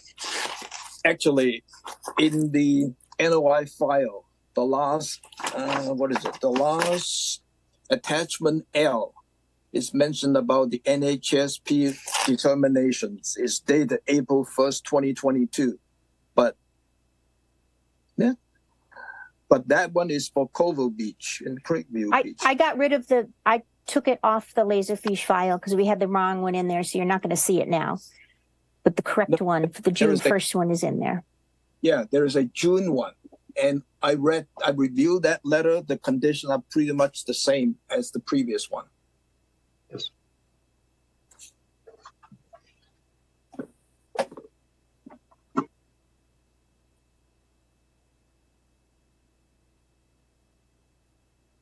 All right, I'm just getting into the Laserfish now, so bear with me. Okay. Tom, may I pose a question while we're looking for the... Sure, Charlie. Thank you. For the record, Attorney Charlie McLaughlin for the town. One question that I am getting regularly from town staff and others is focuses on some of the earlier aspects of the presentation when the project was first being described, and it is the opinion of several people who heard some of these presentations that the basic representation was that the entire staging for all of the underground drilling and so forth would be at the beach head, if you will, and that it was the intent and it was the capability of the project to continue drilling from the beach all the way up under the riverbed and then coming up north of that point at an appropriate location, which is to say that the injection of the Too Short Beach Road came as a surprise as a connecting area. And with all of the drilling that's going to be going on there in a residential neighborhood, came as a surprise to some folks who have given a lot of thought as to what they heard in the earlier presentation. So with that background, we're just going to ask a simple question. Is it possible to avoid the Short Beach Road project and continue drilling north and with the technology that you're bringing up to Short Beach Road and continue that underground under the river and then surface at an appropriate location north of the river? I personally have not heard an explanation when I sat in on the last meeting that Short Beach Road had to happen. It was presented that it's going to happen, and it perhaps has always been there. There is confusion on that point, and I know that's been the subject of discussions, but I have not heard the answer. Is it possible to drill from the beach all the way up north of to an exit point north of the river? Mr. Chairman, if I may, I'd like to just speak to the history of it and the development, and then I might turn it over to Ken Fitzgerald or others to speak to the technical question. But Charlie, I did want to make sure it was clear and you knew we went back and have looked at the whole history of the discussions about the crossing. And we initially presented in April of 2020, which must have been right, as COVID was hitting, 5 different options for crossing the Centerville River. There were 2 that were deemed to be favorable. One was the microtunnel that we're proposing. The second was doing more of the work at the beach. We then did a subsequent analysis comparing those alternatives and determined that additional work on the beach would have much bigger impacts on wetland resource areas than what we proposed.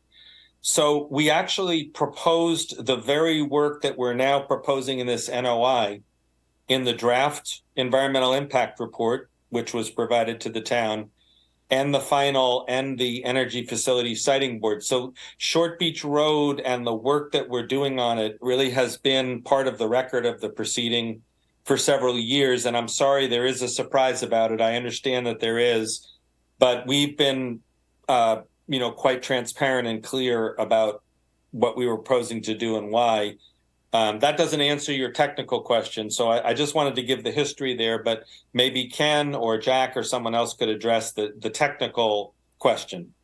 And I'll just respond quickly, Ken. I know that the manager and others have had discussions with you, and you've made it quite clear what the history was. And I still think there's some question as to the adequacy of that communication. But in any event, moving on, the real question that I have is just a technical one. Is it still an option to drill underground the entire way? Yes, Mr. McLaughlin, from a technical perspective, we did evaluate that. The notion of drilling from the Craigville Beach parking lot and then working to advance an alignment underneath the river. It is quite impactful, very impactful. We looked at either HDD or direct pipe, and unlike virtually all the elements of the transmission route, which either stay on paved surfaces or within rights of way, this would have impacted the beach. We would have had to have had long strings of piping that would have been driven into the ground at the beach itself, laying on the beach. And we worked to, obviously, that was a non-starter. The second item the concern we had is electrical performance. That if we went with a horizontal directional drill, similar to what we're doing in the ocean, it's a perfect application, but where we're essentially on dry land, we would have had to have driven the cables to such a depth that the cables would not have performed. And the cables are dielectric. They're not fluid cooled. They're never going to be fluid cooled. They're dielectric cables, and we would have had to have driven them so deep into the earth, they would not have achieved the performance required by the project. So we did take a thoughtful look at this as an option, and we discounted it for those reasons.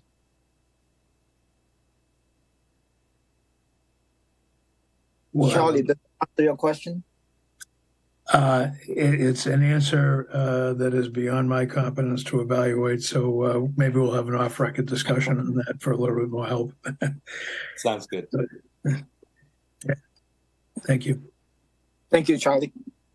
So I was able to bring up the plan. I'm sorry, Jack. It does show, I see where you had number 6 on this plan right here would be this split rail fence. Yes.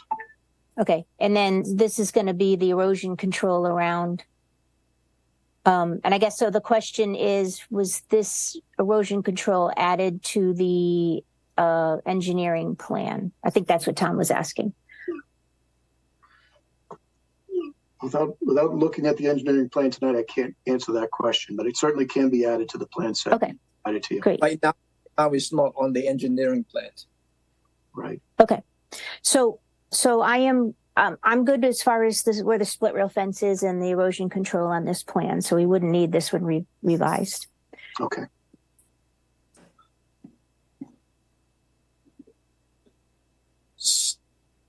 You all set with Jack? Yeah, let's see. Was there, and it had the SERP note on it. Yes, I'm good. Thank you. Thanks, Darcy. Let me go to the public comment. Channel 18, Dave. I think the first one is Brian. Luis, can you give me the timer? Let's do for 3 minutes for each one. Okay. Thank you. Brian? Yes, good evening. Yep, Can you hear me we okay? hear you. Yep. Okay, great, thank you. My name is Brian Coble. I'm a resident of Osterville and I live on Bay Street. And I'd like to thank you for the time tonight to talk about what I believe are two tightly connected issues. Firstly, as we've heard from many different perspectives over the last half hour or so, the potential threat of wind power companies landing cables at fragile coastal environments. And also, at least in my opinion, Avangrid's refusal to budge from plans to threaten both Craigville and Dowses beaches. Recently, a comparable project, Beacon Marine, has leased land southwest of Nantucket for a wind farm. They are proactively landing their cables in industrial sites in Waterford, Connecticut, and Astoria, New York, 120 and 200 miles away.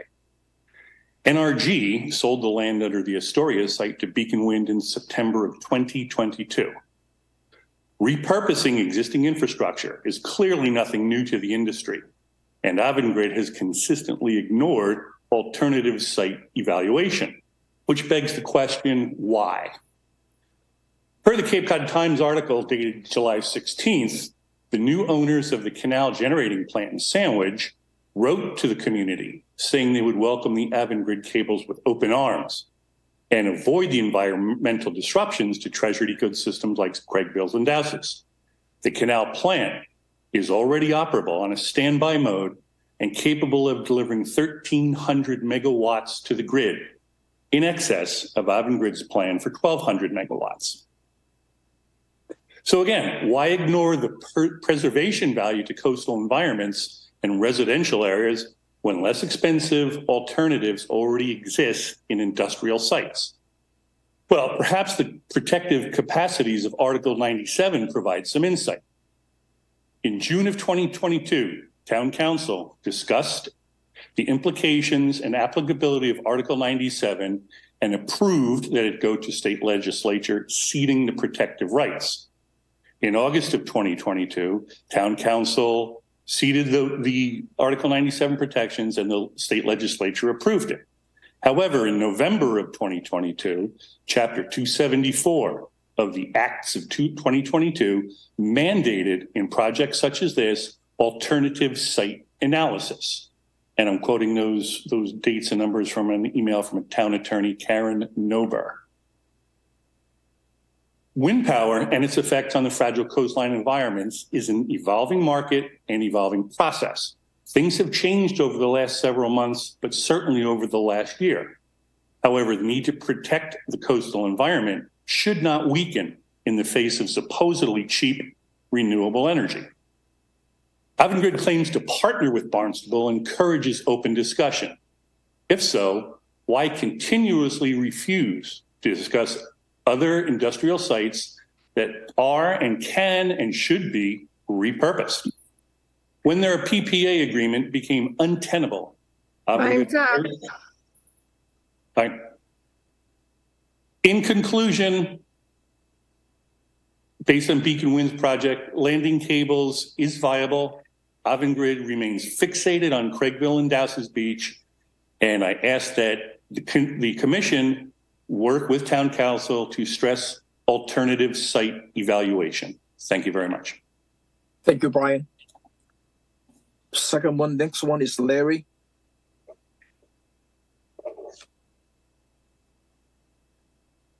Larry? Sorry, I wasn't ready for you. Brian hit the nail on the head on many issues. He focused on one about the alternative sites. The history of this whole evolution of wind farms started with Yarmouth. Yarmouth went through their project.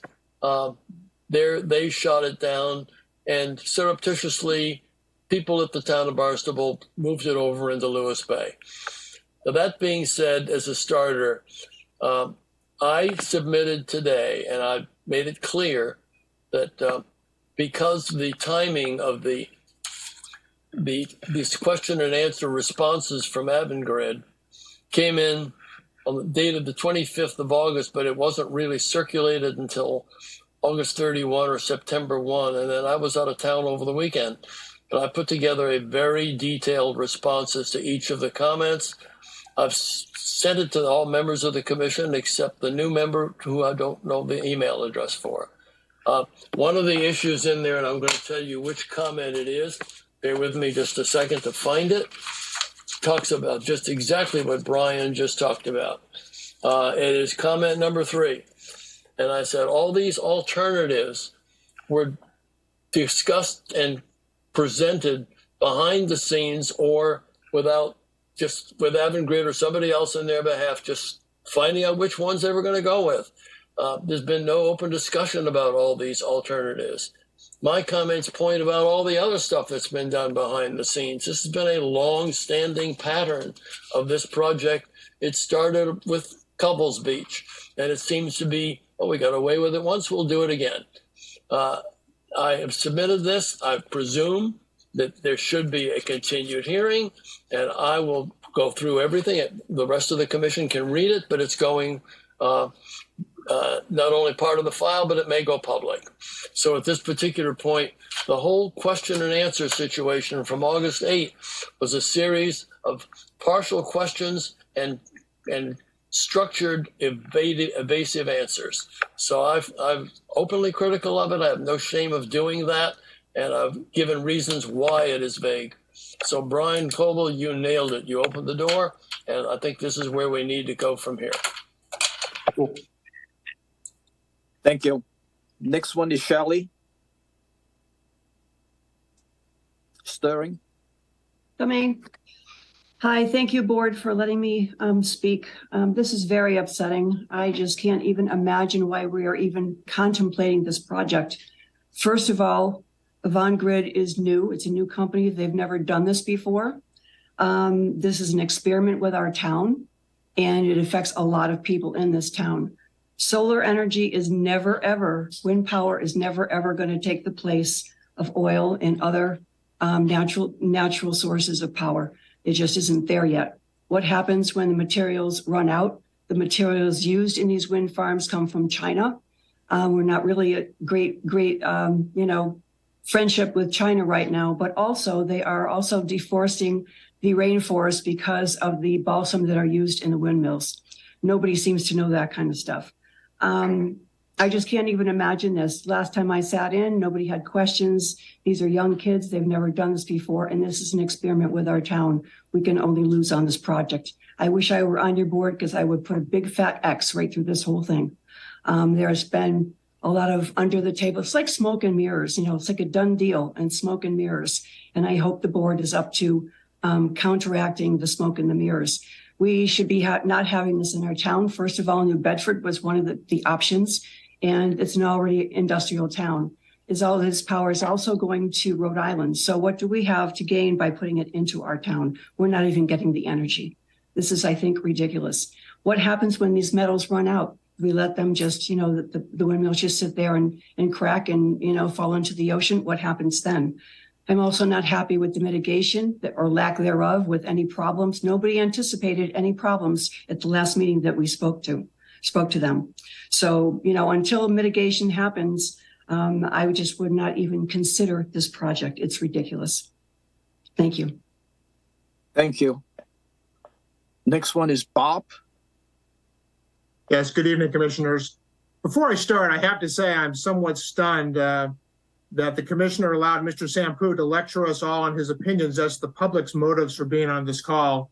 Yeah. Many, if not of the people that I speak with, support offshore wind, but are concerned that this particular project may do more harm than good to the local environment. I'd like to address two of Avangrid's responses to the comments made on August 8th. The first is comment 8, which was, what are the concerns related to the potential impact to ecosystems at the Centerville River crossing from exposure to EMF? Avangrid's written follow-up response to this question simply consisted of them attaching a glossy pamphlet from a third party. My concerns about the EMF impacts were further heightened when I read the 4 main takeaways about EMF effects on marine life that were highlighted on the very first page of the pamphlet. Takeaway number 4 states, so far, behavioral responses of individuals have not been determined to negatively affect the species population, but further research is needed to refine our understanding of the effects of EMFs on wildlife. Can it be any clearer? More studies on EMF effects need to be conducted to see just how EMFs affect marine and wildlife, and in my opinion, humans. And that's what's stated in the information that Avangrid presented to us. Before it considers Avangrid's permit application, I'm asking the commission to require the company to provide additional information and detailed analysis on the impact that the microtunneling and associated EMFs may have on the entire river environment, both upstream and downstream from the microtunnel. Such information and analyses must be provided for review by both the commission and the public before the commission votes on this. Second, related to the issue of EMFs, one way to eliminate or at least minimize residents' concerns about EMF impacts would be not microtunnel under the Centerville River at all. The possibility of this option was addressed by Avangrid in its response to comment number 3. This option would allow the bridge to accommodate the onshore export cables without the need to microtunnel. Without providing the commission or the public with any documentation or support from its supposed consultations with the town and the Massachusetts Department of Transportation, Avangrid totally dismissed this very real option to running the cables under the Centerville River. In its response, Avangrid acknowledged that such a project could be completed in a single construction season. It pointed out that the bridge would have to be closed between Columbus Day and Memorial Day. However, I believe you'll find that a majority of the residents in that area head off Cape for the winter, and most of the homes are unoccupied during that time period. While any road closure would admittedly be inconvenient for some people, access to the area for residents, the public, and emergency personnel would still be available from the east via Craigville Beach Road. Such an inconvenience would be no worse than the town's recent road closures for the CWMP sewer project and Avangrid's construction plans for the rest of its proposed projects. I asked the commission members. All right, time is up. Wouldn't such an inconvenience be worth it to ensure the safety and preservation of our fragile Centerville River and Bay system? After all, isn't that your primary responsibility as commissioners and the reason the Conservation Commission exists? Such analysis should be provided to the commission and the public for their review before a vote is taken on this matter. Thank you. Next comment is from Ann. Hi, Ann Schulte, 52 Fox Run in Centerville. Good evening, Chairman Lee and other members of the commission. Thank you for the opportunity to speak. I'm before you tonight to ask again.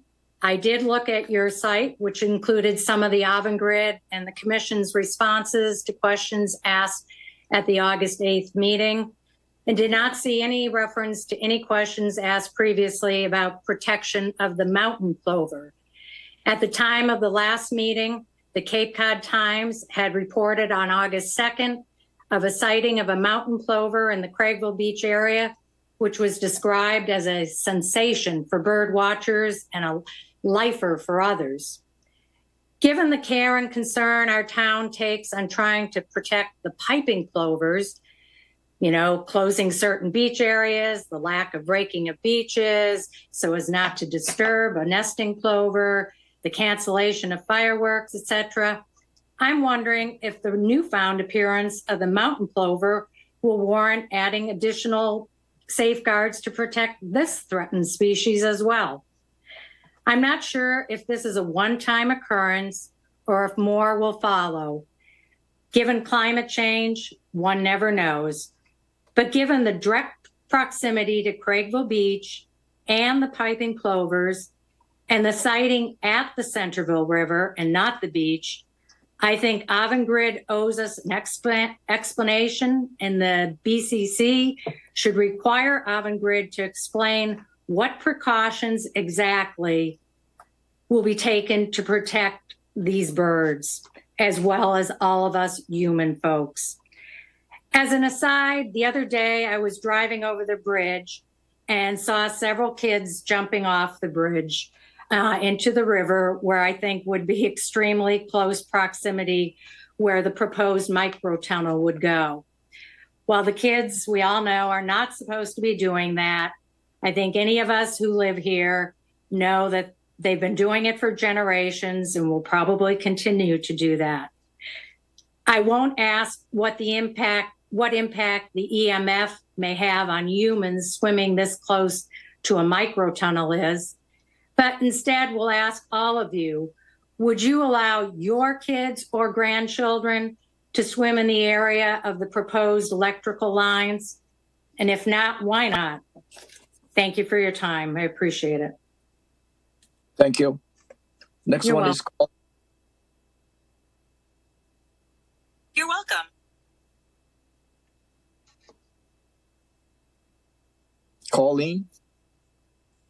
Colleen Cahill.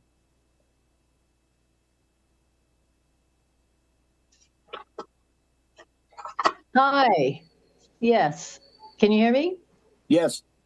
Actually, Ann just said exactly what I was going to say. I'm at 1236 Craigville Beach Road, 3 houses up from the bridge, and I've been here for 25 years, and the annual celebration of spring comes and goes, and in the course of any year, I know this isn't a conservation issue, however, since Ann mentioned it and it was on my mind, between the families fishing and the people collecting the crabs, and never mind the kids jumping off the bridge. There are probably 50 to 100 kids who jump each summer to celebrate summer, here in this vicinity. And I would hate to see their lives be endangered by this. That's all. Thank you. Next one, I did not see a 7, but I can see a 8, Ellen.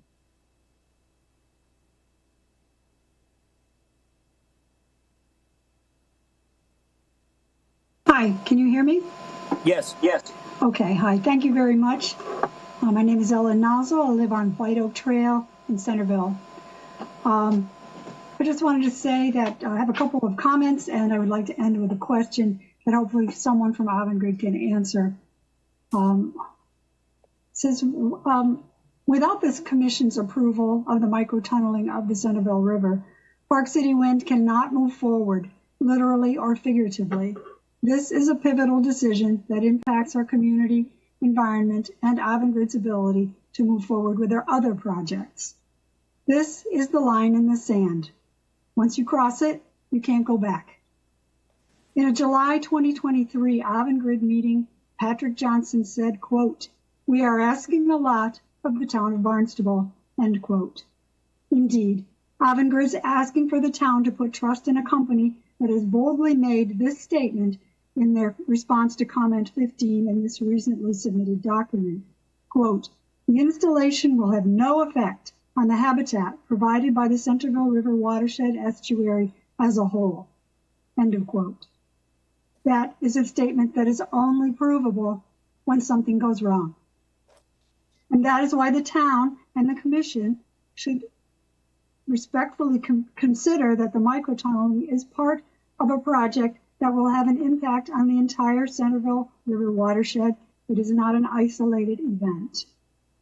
Because beyond dispute, and if we want to talk about facts and people regarding misinformation or motivations for people who want to protect a fragile public beach environment, which is entirely inappropriate for this project, we are industrializing Barnstable, building enormous electric substations and so forth.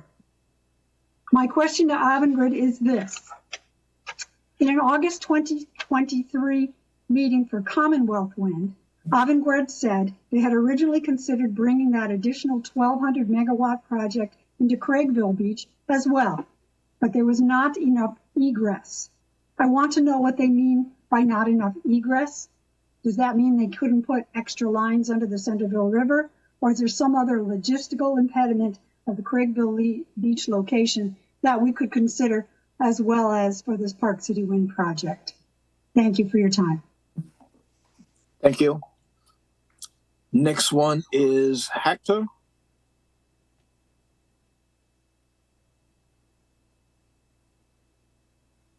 Hector, can you unmute yourself?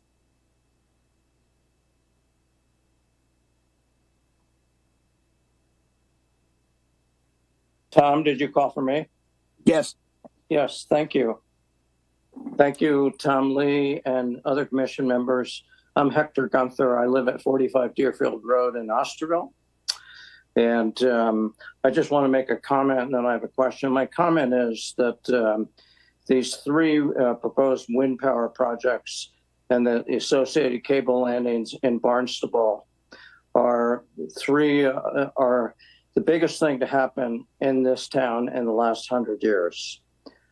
I have heard a lot of good questions tonight. I've heard some good answers from Barnstable and its advisors, but it strikes me that there's still a lot of unknowns. And so what I would urge the Conservation Commission to defer any decision, never mind approval of this, the Park City Wind project until you get all your questions and all the questions of the community answered.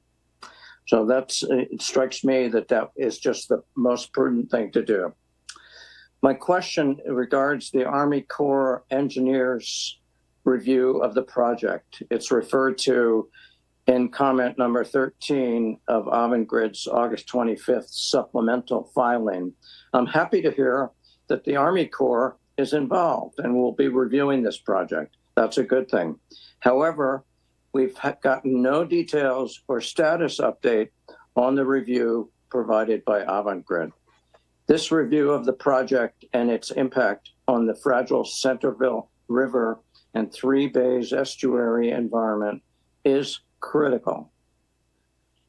So the Conservation Commission should request that Avangrid provide both the Commission and the public with an update, a thorough update on the Army Corps review process and when the report can be expected to be made public. And finally, if the Conservation Commission were to consider approval of Avangrid's permit application prior to the Army Corps of Engineers review being complete and the results disseminated to the Commission and to the public, we ask that the Commission includes an order of condition that Avangrid receives approval from the Army Corps of Engineers and that copies of all documents be provided for review by both the Commission members and the public. Thank you very much for your time. Thank you. Greg Gertie. Hi, Greg Gertie, Nutmeg Lane in Osterville. Thank you for the time. And we support a lot of these prior comments. However, after the holiday weekend and what seemed to be a number of swirling questions and issues, we think there should be continuance. So not only can more people participate, but even some of us can have the time to read the responses to last month's comments. First of all, there's been an awful lot of discussion about micro-tunneling, and it kind of begs the question, is there a deeper level that needs to be reached in this discussion, either with geotechnical engineers or some biologists or scientists who understand some of the impacts on the nature in the area? And also, how will you ensure there's not going to be contamination in the fragile Centerville River? Also, and I think Ken might have touched on this a little bit, but he needs an insurmountable obstacle that can't be resolved, and this microtunnel has to be abandoned. What are the plans and the finances around it? Next point is, last meeting we heard some comments from at least one of the members of the commission that if the federal and state government support the project, then who are they, the commission, to oppose or question it? And we just want to reiterate the importance of the local knowledge cannot be overstated. All of us on this call care about the wetlands in the Centerville River. And also the state and BOEM don't have that valuable firsthand and local knowledge of these resources. So we have to be the stewards locally. Dredging was also mentioned as no more invasive than microtunneling, and that's just flat out wrong. Unlike a microtunnel, dredging doesn't leave a massive foreign object, and we've been talking about that tonight. The huge tunnel buried, the exposure of the extra high voltage cables. That's a huge foreign object that's going to be in the Centerville River, right there by the bridge.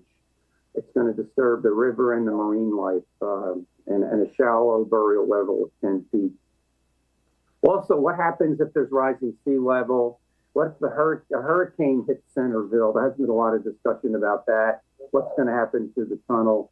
And could it be a source of electrocution or something adverse like that? Another area, I guess, that Ken kind of touched on, I think, again, we need more details. Who's going to pay for the damages after the storm? What's the town's responsibility? What's the company's responsibility? Could we have an escrow account set up that supports to help pay for these storms, damages in the future? And then last one is the whale, the North Atlantic right whales habitats could be inversely affected by this, and we don't think. Time's up. Okay, thanks. Thank you. Next one is Sandy Jones. Good evening. My name is Sandy Jones. I live at 98 Park Avenue in Centerville. I can assure you there is no dark money behind our cause. We're just concerned citizens from Centerville, and we wanted to have a seat at the table. I wanted to say that in Europe, there are 6,000 wind farms and 7 in the United States, the first one on Block Island in our country.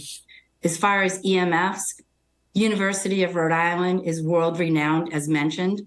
There's 3 doctors there, Dr. Zoe Hutchinson, Dr. John King, and Dr. Andrew Gill. They have had extensive studies on influence, the behavior of bottom-dwelling marine species, and they've had reported multiple studies going back to 2016, not just in Rhode Island, but also in the UK. They worked with the Dr. Peter Segre, and there's plenty of documentation regarding the EMFs and the studies that they've conducted. Back in 2019, Edgartown initially denied Vineyard Wind because they felt like there was insufficient data. Long and short-term effects was not provided to the Conservation Committee. Vineyard Wind is now owned by Avangrid and Park City Wind. They are partners. They've had 4 years to put together studies if they truly believed that there were no effects from the EMFs. Chris Long stated multiple times during last month's meeting that there is not scientific data one way or another. And Councilor Abadoli asked multiple times, can EMFs be monitored? URI and NOAA just recently signed in July a 5-year study to explore the effects of offshore and wind energy development. And I asked the Conservation Commission, if you agree to this, or if you choose to postpone this, there is extensive studies done right from University of Rhode Island regarding this particular subject. There are kids jumping at the Craigville Beach. There's kayaks going over there. It's a fish run. There is so much that is in our river that empties up it continues upstream and it continues downstream to East Bay. And we ask you just to protect our waterways. If there is another option, whether it's attaching to the bridge, whether it is adding a utility deck to the bridge, then please consider that option. I looked at the Army Corps of Engineers on page 31 when the application was submitted by Avangrid, and a deck utility bridge was the last option that they had. Please consider all options before hydrodrilling the Centerville River. Thank you. Thank you. The next one is Captain Jim Kendall.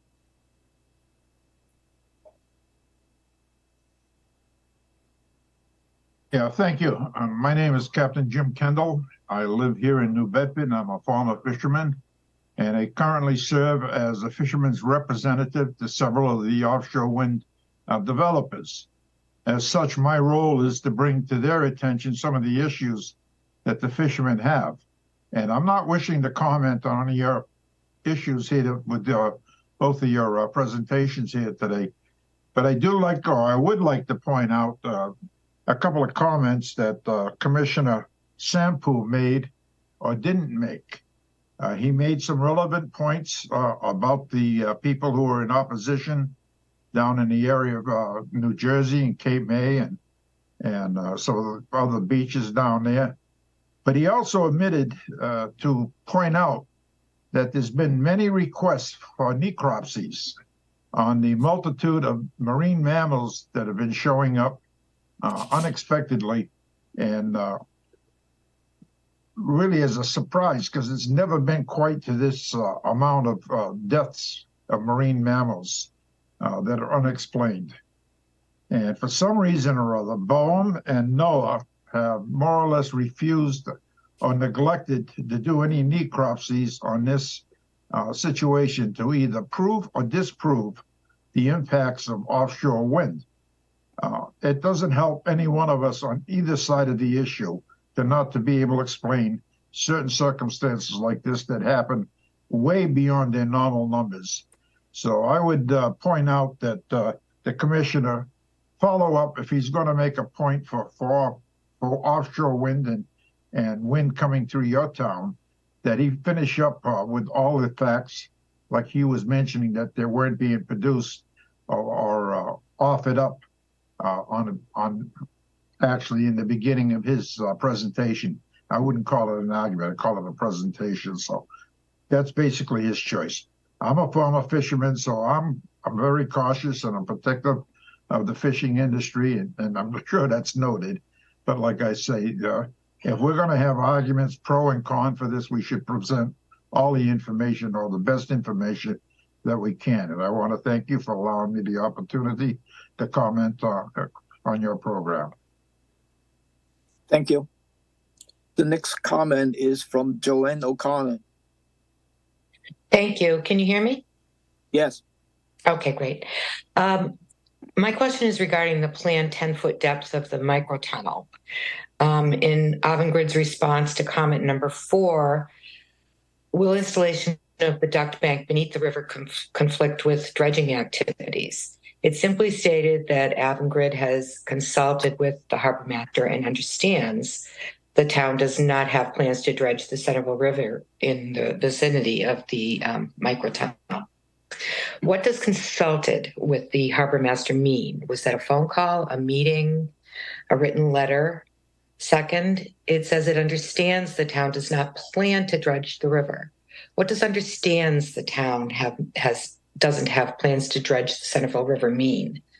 Did Avangrid get written confirmation that the town will never need to dredge this part of the river? Even though the town may have said it doesn't plan to dredge the Centerville River as of today, we all know that circumstances change. What happens if we have a major storm or hurricane and the related storm surge impacts the river bottom and either exposes the microtunnel or requires that section of the river to need to be dredged?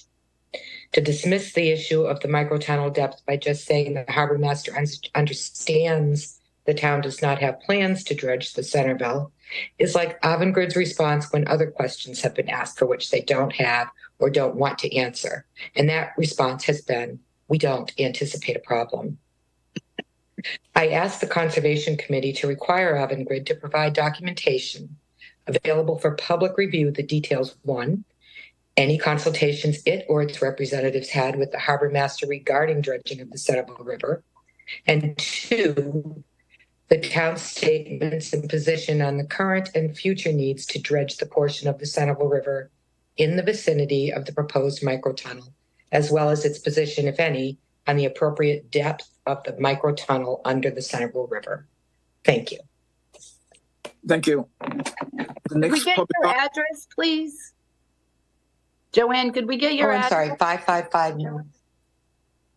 Yes, 555 Main Street in Centerville. Thank you. You're welcome. Let me see. The next one is Cliff Harrell.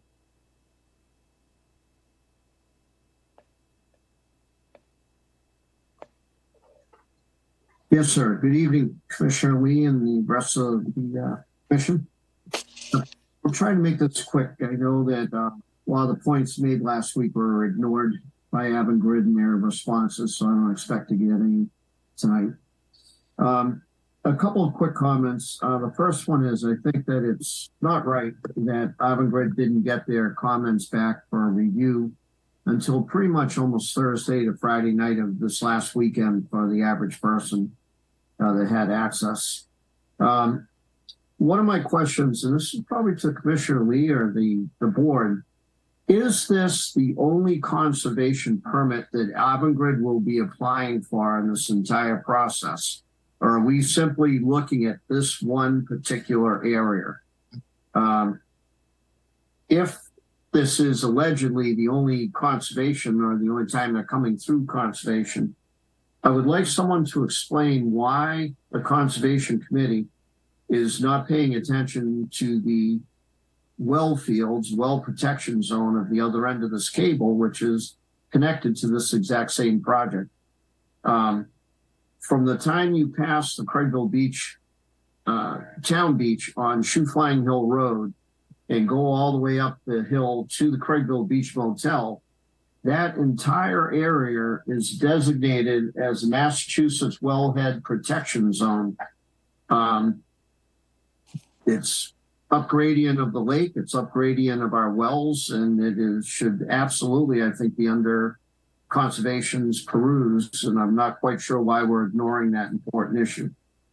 In relation to that, we did ask how many gallons of oil will be in the transformer platform up there. They never answered it. Whether it had PFAS or not, they didn't answer it. These are all things that could critically destroy our well fields later in life. The last thing that I would like to mention is Bob earlier and then Brian also touched on a very interesting question, and that is, how did this process get this far without open meetings? There's been a lot of information. It just appears out of nowhere, agreements with the town that no one really participated in. How did this information get this far down the road without that? I would ask that the Conservation Commission tonight hold off from making any decisions. We have one reason alone would be the fact that apparently the DPW and their road crews have not agreed yet to what type of road closure we'd be looking at on that bridge. They acknowledge themselves that they haven't really reviewed those plans and come to that. But most importantly, and I guess Commissioner Lee, I would ask you is, if the Conservation Commission is not responsible for protecting our well fields, what commission should we be? All right, time is up. If I could get an answer on that, please. What commission is in charge of the well fields?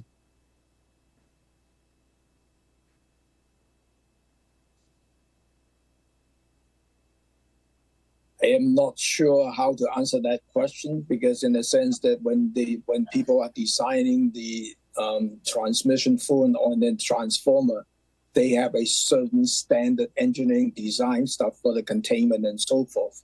So, and then there is also an emergency response plan regarding to that transformer station stuff. So, you know, that is under the standard engineering design from the DEP and so forth. So that would be the governance in terms of the drinking water stuff. But let me go to the next one, Chuck. Thank you.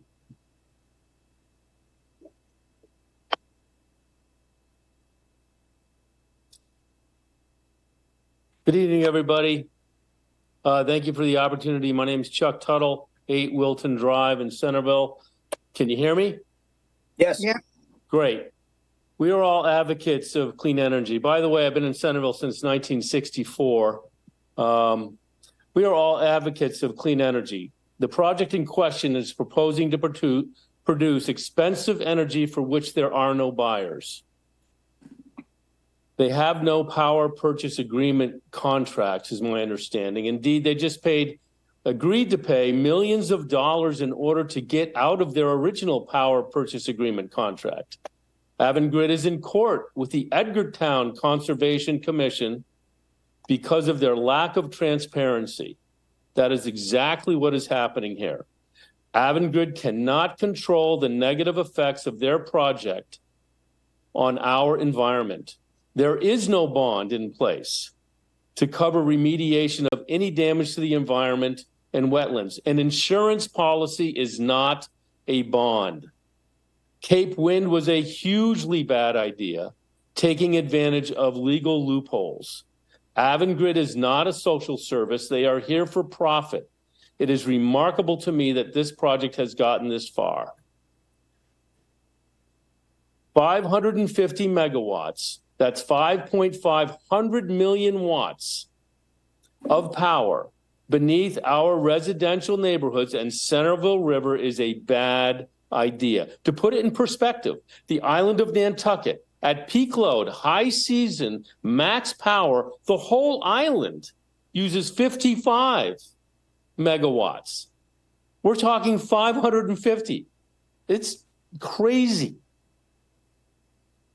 Bad idea. If all the Avangrid projects are allowed to proceed, 2.8 billion watts of electricity will be pulsing through the streets of Barnstable every hour, every day, forever.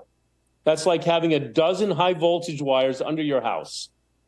Your electric bills will go up, your property values go down, your health is bound to be compromised. Keep in mind, Conservation Commission, this has never been done before, not even in Europe. This is the first project of its kind in the United States. Please do not make the town of Barnstable a sacrificial guinea pig. There is a better way to bring electricity generated by wind power to the electrical grid on land.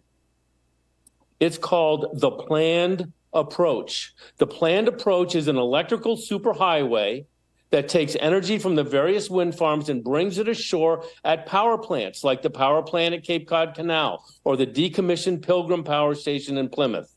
The electrical grid is right there. The billions of watts of electricity doesn't travel miles and miles through residential neighborhoods. Bring the power ashore at the Cape Cod Canal plant or the Pilgrim Power Plant site, plug it into the electrical grid, common sense, everybody wins. This is much more significant than the amount of lawn between a swimming pool and the beach at a private residence. There is a petition in place securing the necessary 300 signatures to mandate a public hearing. This will be done by September 15th. Please continue this meeting until after the public hearing. Thank you very much for my 3 short minutes. Thank you. Next one is Sean Fitzgerald.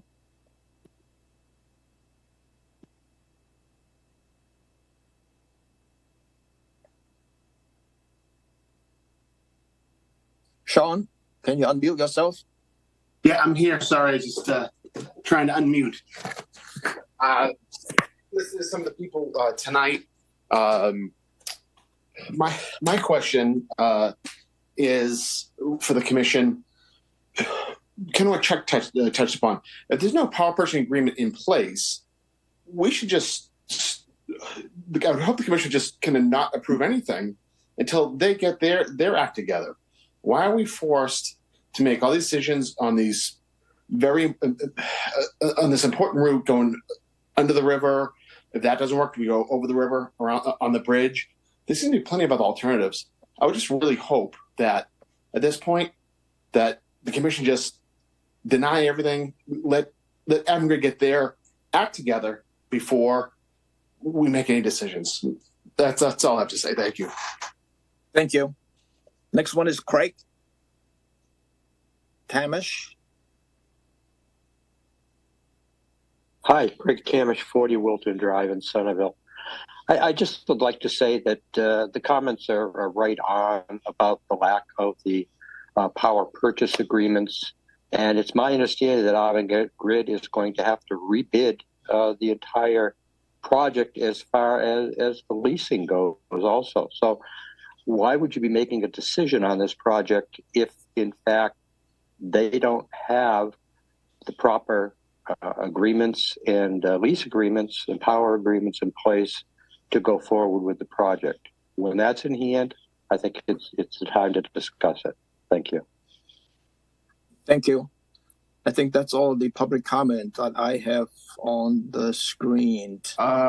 Jerome Vigil, do you have your hand raised? Do you have a question or a comment? No, he made a public comment already, isn't it? No, I didn't. Okay. Jerome? I'd like to just touch briefly on a number of things. I totally and thoroughly agree with Shelley Sterling and Brian Cobell and Ellen Nozzle and Captain Kendall and Chuck Tuttle. Okay, the biggest problem here is twofold: common sense and greed. Okay, there's no reason that Avangrid could not, as it was stated several times, that they could go to an industrial site like the Cape power plant or Pilgrim power plant, and where there's definitely infrastructure, cable infrastructure. Okay, as far as the radiation goes, my credentials are that I was in the energy lab at MIT, and I was a staff scientist there. I have a PhD in physics and a master's in electrophysics. So I think I have some standing about talking about these things. The electromagnetic fields that are created are power dependent. With the amount of power that they theoretically want to drain, and in the future, they're probably going to have it maxed out, that could potentially lead to big electromagnetic fields. Okay. The thing about why are we fighting over this? Like, they don't have a power purchase agreement. And not only that, as a contractor, which I wear another hat, I'm an electrical contractor, that I would never, ever be able to get out of a contract without a severe cost penalty. But although Avangrid was allowed to do that, I think that is totally ludicrous, and I don't think they should be allowed to bid again. It just does not make sense. And furthermore, there are a lot of issues here. The cables are way too big to go underneath the bridge, and the power is way too great to do that. And to go underneath, that would be attached physically to the bridge and utility bay on the Centerville River, and to go under it just doesn't make sense. You know, a lot of kids over the years have jumped off that bridge, and fishermen, I have in fact fished there myself. I live in Centerville on 142 Bay Lane, as I stated before, and this is a problem. We're fighting, about this, or discussing all this. When the real discussion would be, as Shelley stated, is we should find Avangrid should find a better path to do this. It's all about the money. They don't want to spend the money to go to these other sites because it's going to cost them more. And they were already in trouble once with money. So who the heck knows what's going to happen? Sorry, time is up. I want to thank you very much for my time. giving my comments, and hopefully this will all go well. Thank you. Thank you. I think we catch all the public comment on this one, right, Channel 18? I believe so. If there's anyone else here that has time or a comment, now is your time to speak. No second round, just one round. Jack, there's a few outstanding questions that we need to address. One is the alternate sites location in terms of the tunneling, micro tunneling options that Charlie was mentioning. I think we need some more information or documentation on that. And then secondly, we need some documentation, confirmations from the DPW to make sure that location is what it's supposed to be and what they agree on. And then I think it would be worthwhile to have that waterways to confirm that there will no more dredging on that Centerville River, just to be sure. So those are the three things that I'm thinking that we need some more answers to. What about the Army Corps review? Oh, yes, Army Corps. When does the Army Corps finish their review? That always comes very late in the process. That's something that's done at the federal level, of course, and we don't get the Corps. We typically don't have the Corps of Engineers approval. It's certainly not a requirement for the commission to issue until the Corps of Engineers approval has been issued. So I would put the Corps of Engineers and the DPW approvals in the same category, and that is that those are separate approvals by separate entities that will need to take place with or without the Conservation Commission's approval. But no, excuse me, I think he's go that way. Does it have to go in that order? Or wouldn't it be useful for us to get some other opinions? Excuse me, but I don't agree with that, because I think Jack's absolutely right. I mean, those are independent reviews by the Army Corps could stop this thing. That is an independent review that does not fall within the jurisdiction of the Conservation Commission. I mean, I've never heard of that, Tom, till tonight. That's a requirement like NHESP or whatever. And we can condition this thing on an approval by DPW, reaching an agreement and put that in a condition. Yeah. You know, and in all due respect to the public, we cannot say we're going to continue this. Only the applicant can ask for a continuance. And if they don't, then it goes to a vote. So I'm not quite sure, Tom, where you were going with your comments. My opinion. Pete, I don't know about you. Pete? Thank you, Chairman Lee. I did hear a number of things that have absolutely nothing to do with our jurisdiction. I heard about a mountain plover that nests in prairie dog towns. It's got nothing to do with beachfront property. I heard the claim that wind power has an effect on our fragile coastal environment without really any evidence. I tell you what does affect our coastal environment: rising sea level associated with melting glaciers and warming oceans because of greenhouse gas emissions. That affects our coast. So I'm hearing claims without a lot of background. I agree with Commissioner Abadili.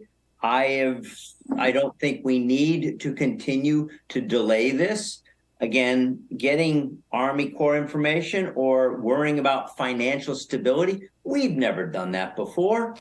You know, what has happened and what is happening down in Jersey, delay, and hopefully making it too expensive for development and they leave. It's a proven strategy.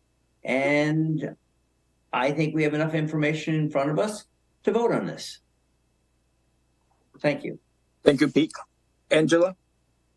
Yeah, I'm actually feeling uncomfortable and the opposite, that I hear a lot of questions.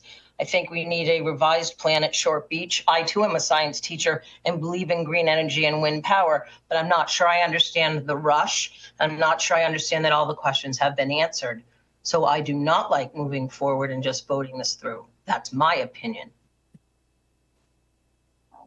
Thank you, Angela. Any other commissioner want to say anything?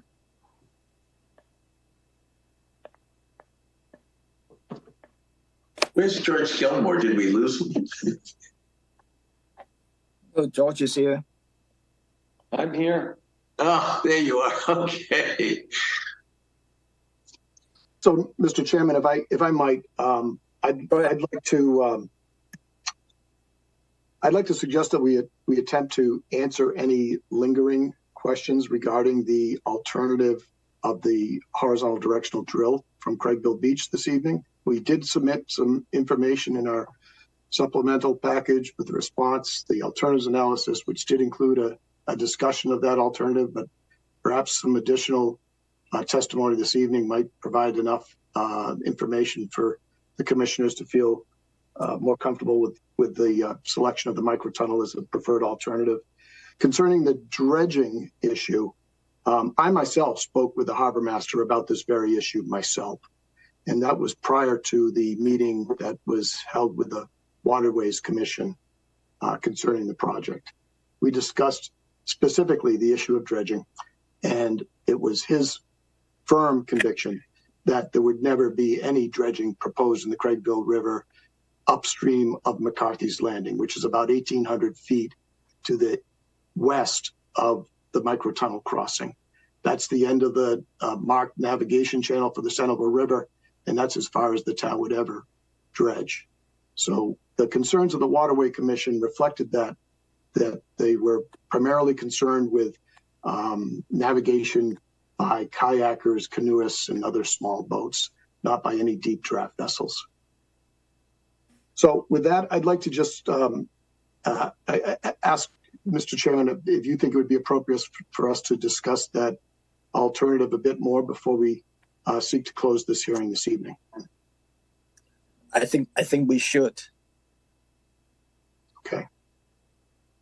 Perhaps you'd like to frame a question then to our team as to how exactly what information is required. I'm just going back to Charlie's question about the alternative analysis between the tunneling versus some other location of landing the cable. I think that is a big question mark. To me, I mean, I can only speak for myself. I don't know what the other commissioner, chime in on that one. Because that seems to be a question that is not answered to a different department, and whether that would be the proper location. Yes, as far as the DPW goes, yes, we can condition as for the DPW to make the final determinations and sign off on those. So, but if we have those answers, I appreciate it. Pete? Yes, actually, here's a question regarding the technology. I'm going to speak to the microtunneling and so Jack and Avantgarde individuals, maybe it's a new company, but I'm looking at the experience that you bring possibly from other countries or from training that you have received. Is microtunneling a radically new technology or well proven? Because while our public has expressed lots of concerns about that and EMF, I mean, what's the information out there? Is this well shown to exist many places around the world? It's been used lots of times. It has a failure rate of probably less than 1%, way less than 1%. That's the information I think that would really help fellow commissioners and the public feel at ease with what's being presented. What's the success rate of this stuff? How well is it done? How long has it been done? Thank you. Thank you, Commissioner Sample. I can address some of those aspects if you like, Jack. The microtunneling technology has been around for a long time, decades. In our recent reply, in response to the previous question from the August 8th hearing, we were asked to provide a listing of projects where microtunneling has been used underneath a body of water. And we did that. And some of them are close to home. I'll make note of the recent project that goes under the Seekonk River. Very long microtunnel, about 6,800 feet long. two different tunnel diameters, 48-inch, identical to what we have on the Centerville River crossing, and 60 inches in diameter. And there's others, Pawtucket Tunnel Project in Rhode Island, 1,000-foot tunnel, 8 feet in diameter. And there's others that are in our reply. I won't list them all. It's been around a long time. The engineers that are working on the conceptual designs are subject matter experts in the field. Many of those folks come from Stantec, the company I represent. We have several of our staff that have established these conceptual designs are PhDs.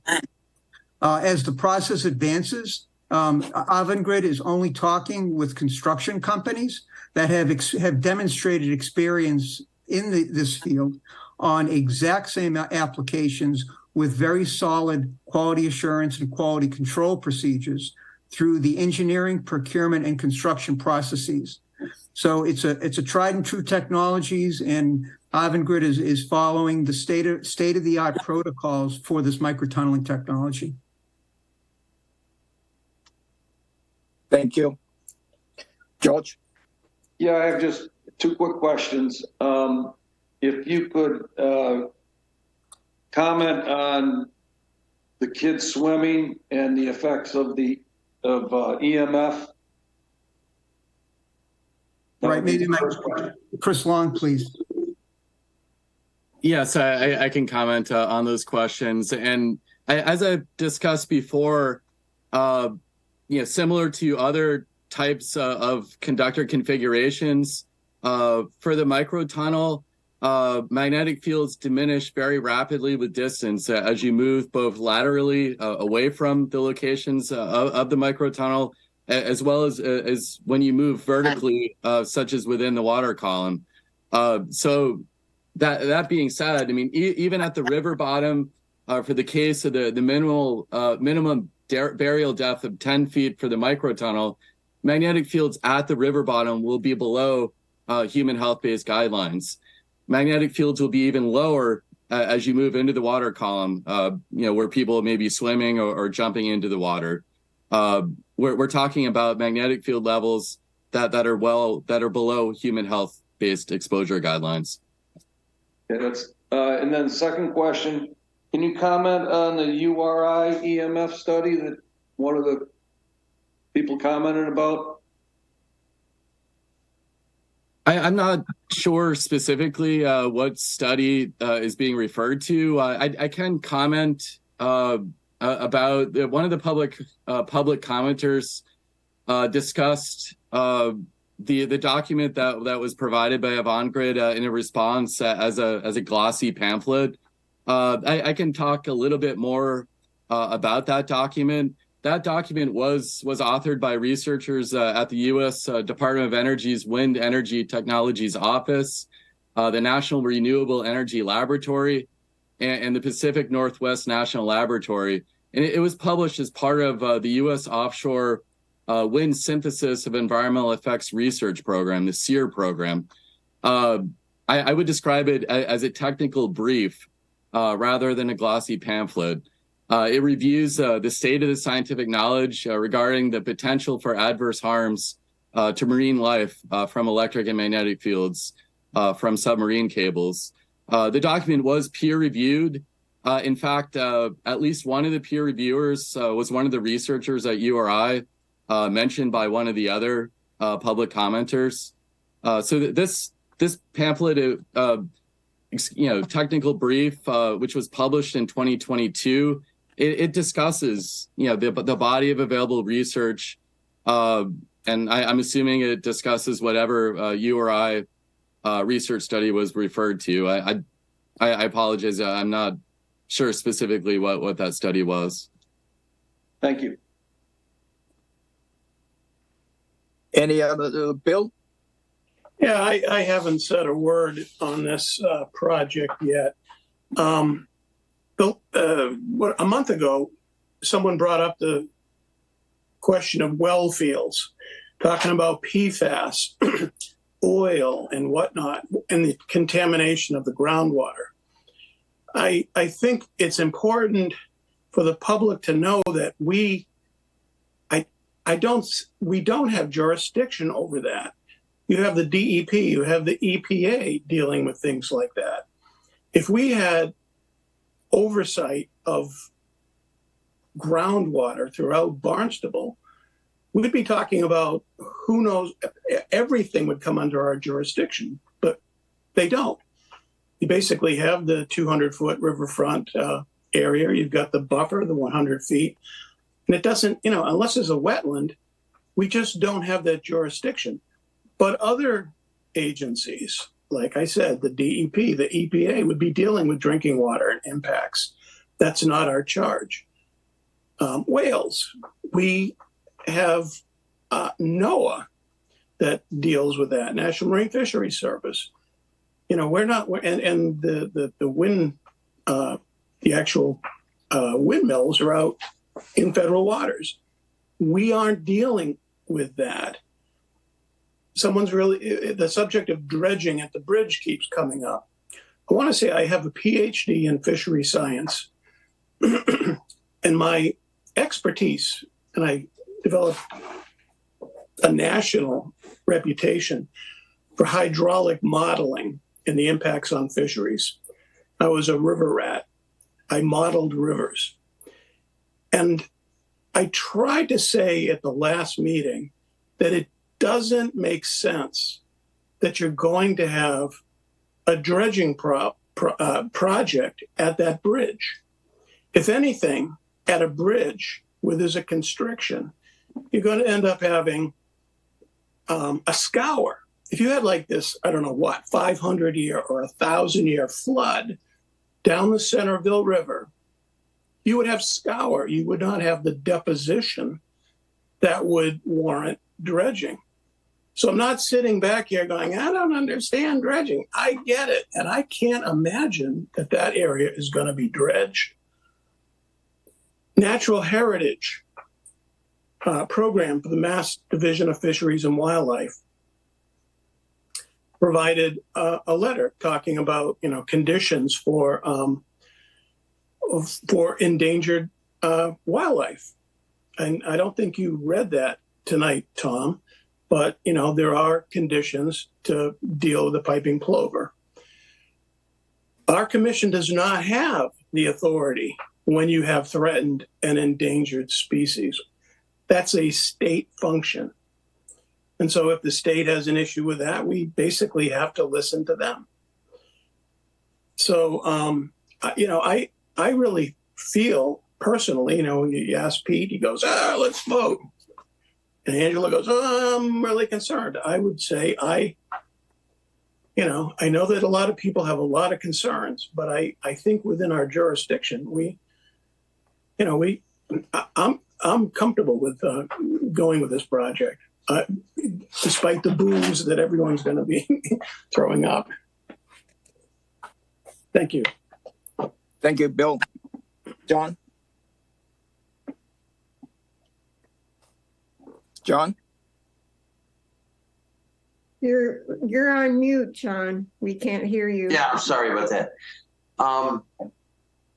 Okay, you can hear me now? Yes. I'm sorry about that, Tom. A lot of comments were made about, they don't have their contracts in place or the power grid statements in place or what their business issues are. And again, folks, please understand, as Bill was saying, we have such limited jurisdiction. I mean, that's not an issue that we can deal with. As much as you may want us to, as much as I as an individual may have concerns with it, it's not something we can legally deal with. And the point that Bill just made about our jurisdictional limitations is absolutely correct. And I almost feel like I should apologize for it, but it is what it is. Anyways, that's all I can add, Tom. Thank you, John. George? Just the last one on the dredging. And I'm sure you've all read about Wellfleet, what they're going through with their mitigation problems that they're going through because they're doing improvement dredging. If you had to dredge near that bridge, that would be improvement dredging. You'd have to mitigate for it. It's never going to happen. Never going to happen. If there is deposition, which Bill has so eloquently pointed out there won't be, but if there ever was deposition there, you could certainly dredge to the existing grade. But there'll never be improvement dredging. Thanks, George.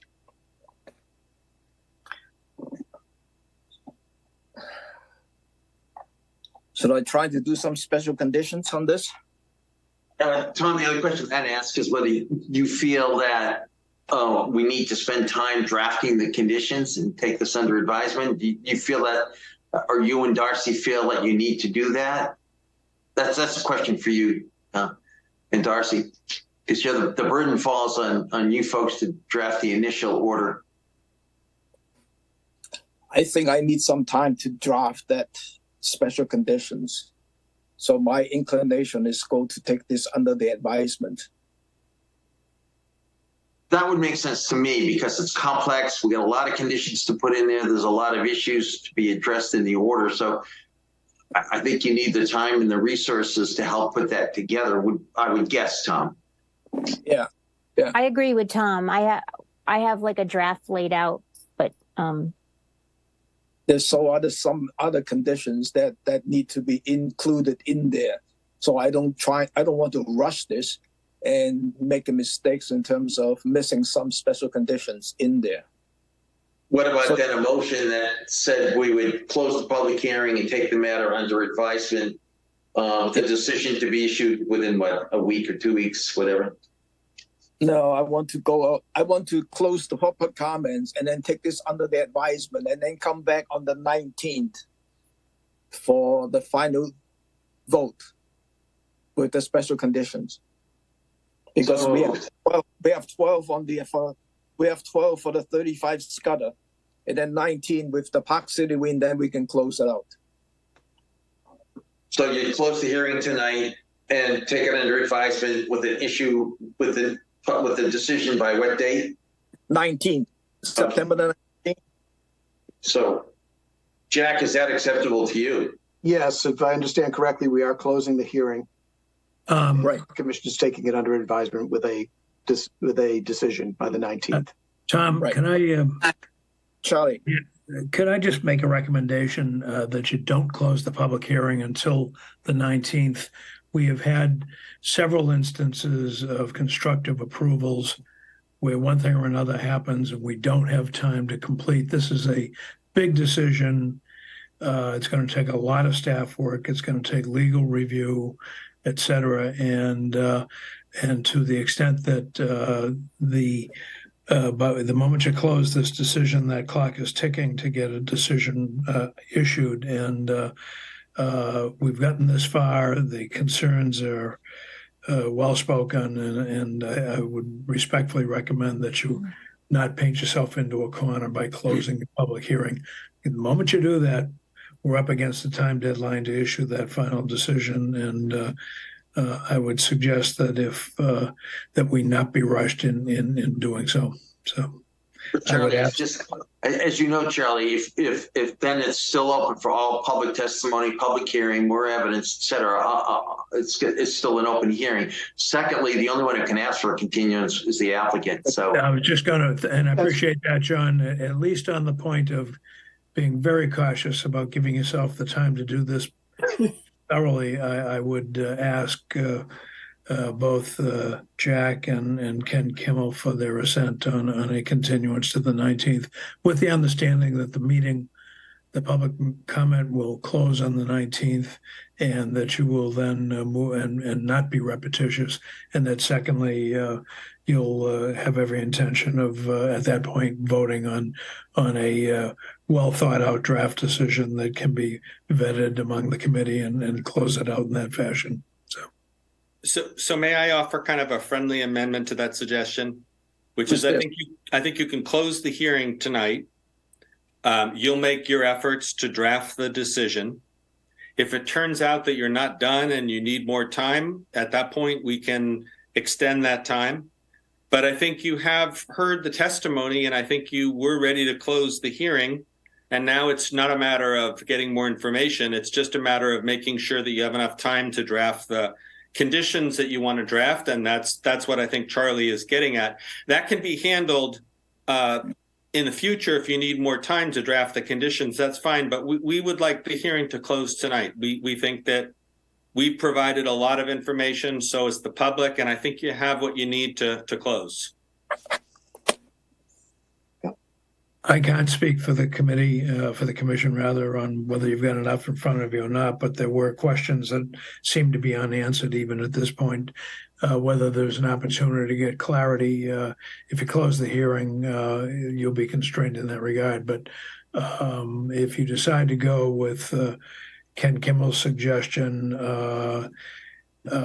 we would want to get that in writing tonight, that we would be granted additional time to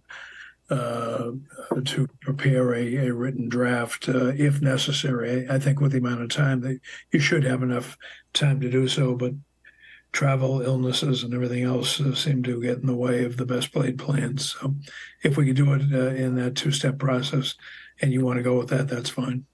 Charlie, excuse me, just you can help us out on this, but my understanding, and please correct me if I'm wrong, is that if we close the hearing and take it under advisement, then no additional information or evidence can be submitted. The record is closed as of tonight. That's my understanding of the law. Is that correct? Or? That is correct. I think in some circumstances you could reopen, but under this, particularly in the context of conservation, I think once you close, there are so many things that follow legally, statutorily, including the clock. And Ken, help me for one sec. Are you of the opinion that you can issue a binding determination or an assent to a request for a continuance that extends beyond 20 days from the closure of the public hearing? Adam Kahn is on the line, so I'm going to ask him to respond to that. I have, and I just don't have the text in front of me, but I'm quite sure we're locked in. But Adam, I'd be thrilled to have your thoughts. Adam is at Foley Hoag and is counsel to the developer.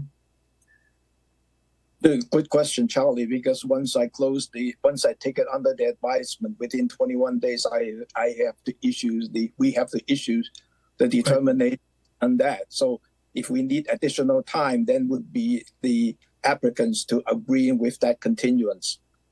So Tom, you're saying if we close the hearing, the commission has 21 days to issue a decision? I think so. Well, yes, that's right. I mean, that's correct. Yeah, I think we only have the options. Either the applicant agrees to a continuance or we take it under advisement, close the hearing. The only other comments would be the ones that came in at 4:30. Anything after 4:30, those would go in to the record. And then we have to issue it within 21. You have to take it under advisement. It has to go out within 21 days of as a decision. Yep. Right. Yeah. Correct. And the only question I'm posing to Ken and now to Adam Kahn is whether they are of the opinion that the developer can extend beyond the 21 days and that the commission will be excused. We've had, as you know, consultants in other matters that have a bit glibly agreed to continuances, and the commission was caught flat-footed on it. So I don't want to see Charlie, I just texted with Adam. He isn't he's listening to this, but he's not on the Zoom. Gotcha. He tells me that we can extend beyond the 21 days after the hearing is closed. We can give you more time to issue the decision. Okay. And if you want something in writing that indicates that we'll be open to that, let's do it. Otherwise, I think you can take my word that if you come down and you're not done yet and you need more time, we'll give it to you. So Your choice. We'll do it either way. I would rather to have a written agreement. Fine. Happy to do it. How much extra time do you want? I don't know yet until we know whether we can finish in 21 days or not. Okay. Yeah. Well, I see us working hard to get it to you so we don't have to come back hat in hand. But I think if we are are assured, and I certainly will accept your representation, Ken, then we'll address that when the time comes, and within reason, I think you will agree to it. So that's fine. Just to make sure that we're on the same page, what I'm proposing is you close the hearing tonight. Yep. You start drafting the decision. If you feel that you need more time, come back to us and tell us what you need. And if you say you need a year, I'm not going to agree to that. But if it's a reasonable request, which I'm sure it will be, we'll agree to it. 9 months of work, fine, thank you. No, go for it, Charlie. No, I do want to point out one thing that I think is relevant. This project, contrary to what people have said tonight, it is under contract with the state of Connecticut. The other project has a terminated contract. We have contractual obligations to Connecticut. The timing of this approval, the possibilities of appeal are important to us. So we're not trying to make this difficult for anybody, but we do need to get this step of the project permitting done. And that's why I want to cooperate with you and be a good citizen and give you time to write the decision. But, we want to close the hearing. Thank you. Could I have a motion to close the public hearing and take it under the advisements, and we'll come back on the 19th with the draft finding? If I need more time to do that, we will have the agreement with the applicants to do so, to extend further than 21 days. For a reasonable period. For a reasonable period. So moved. Second. Roll call. Abadili. Aye. Foster. Aye. Gilmore, aye. Byrne. Aye. Lee. Aye. Tangney. Aye. Sampu. Aye. That's unanimous. Thank you. Very good. Thank you all. Good night. Good night. Thank you. We have 4 easy certificate of compliance. Town of Barnstable SE3-6080, Lawrence Feinberg SE3-6041, Picosa Ampus SE3-5920, Phillips and Mary Nelson SE3-6098. Could I have a motion to approve? So moved. Second. Roll call. Sampu. Aye. Tangney. Aye. Lee. Aye. Byrne. Aye. Gilmore, aye. Foster. Aye. Abadili. Aye. It's unanimous. We have 2 sets of minutes, August the 8th and August the 22nd. I make a motion, we accept the minutes as submitted. Second. Roll call. Abadili. Aye. Foster. Aye. Byrne. Aye. Lee. Aye. Tangney. Aye. Sampu. Aye. Gilmore, aye. That's unanimous. Our next hearing is 3 o'clock on September the 12th. And could I have a motion to adjourn? So moved. Second. Roll call. Abadili. Aye, and Leo's each glass of scotch. Foster. Aye. Gilmore, aye. Byrne. Aye. Lee. Aye. Tangney. Aye. Sampu. Aye. We are I owe adjourned you at guys a 10, coffee at least. Yeah. 10:59. Angela, you sounded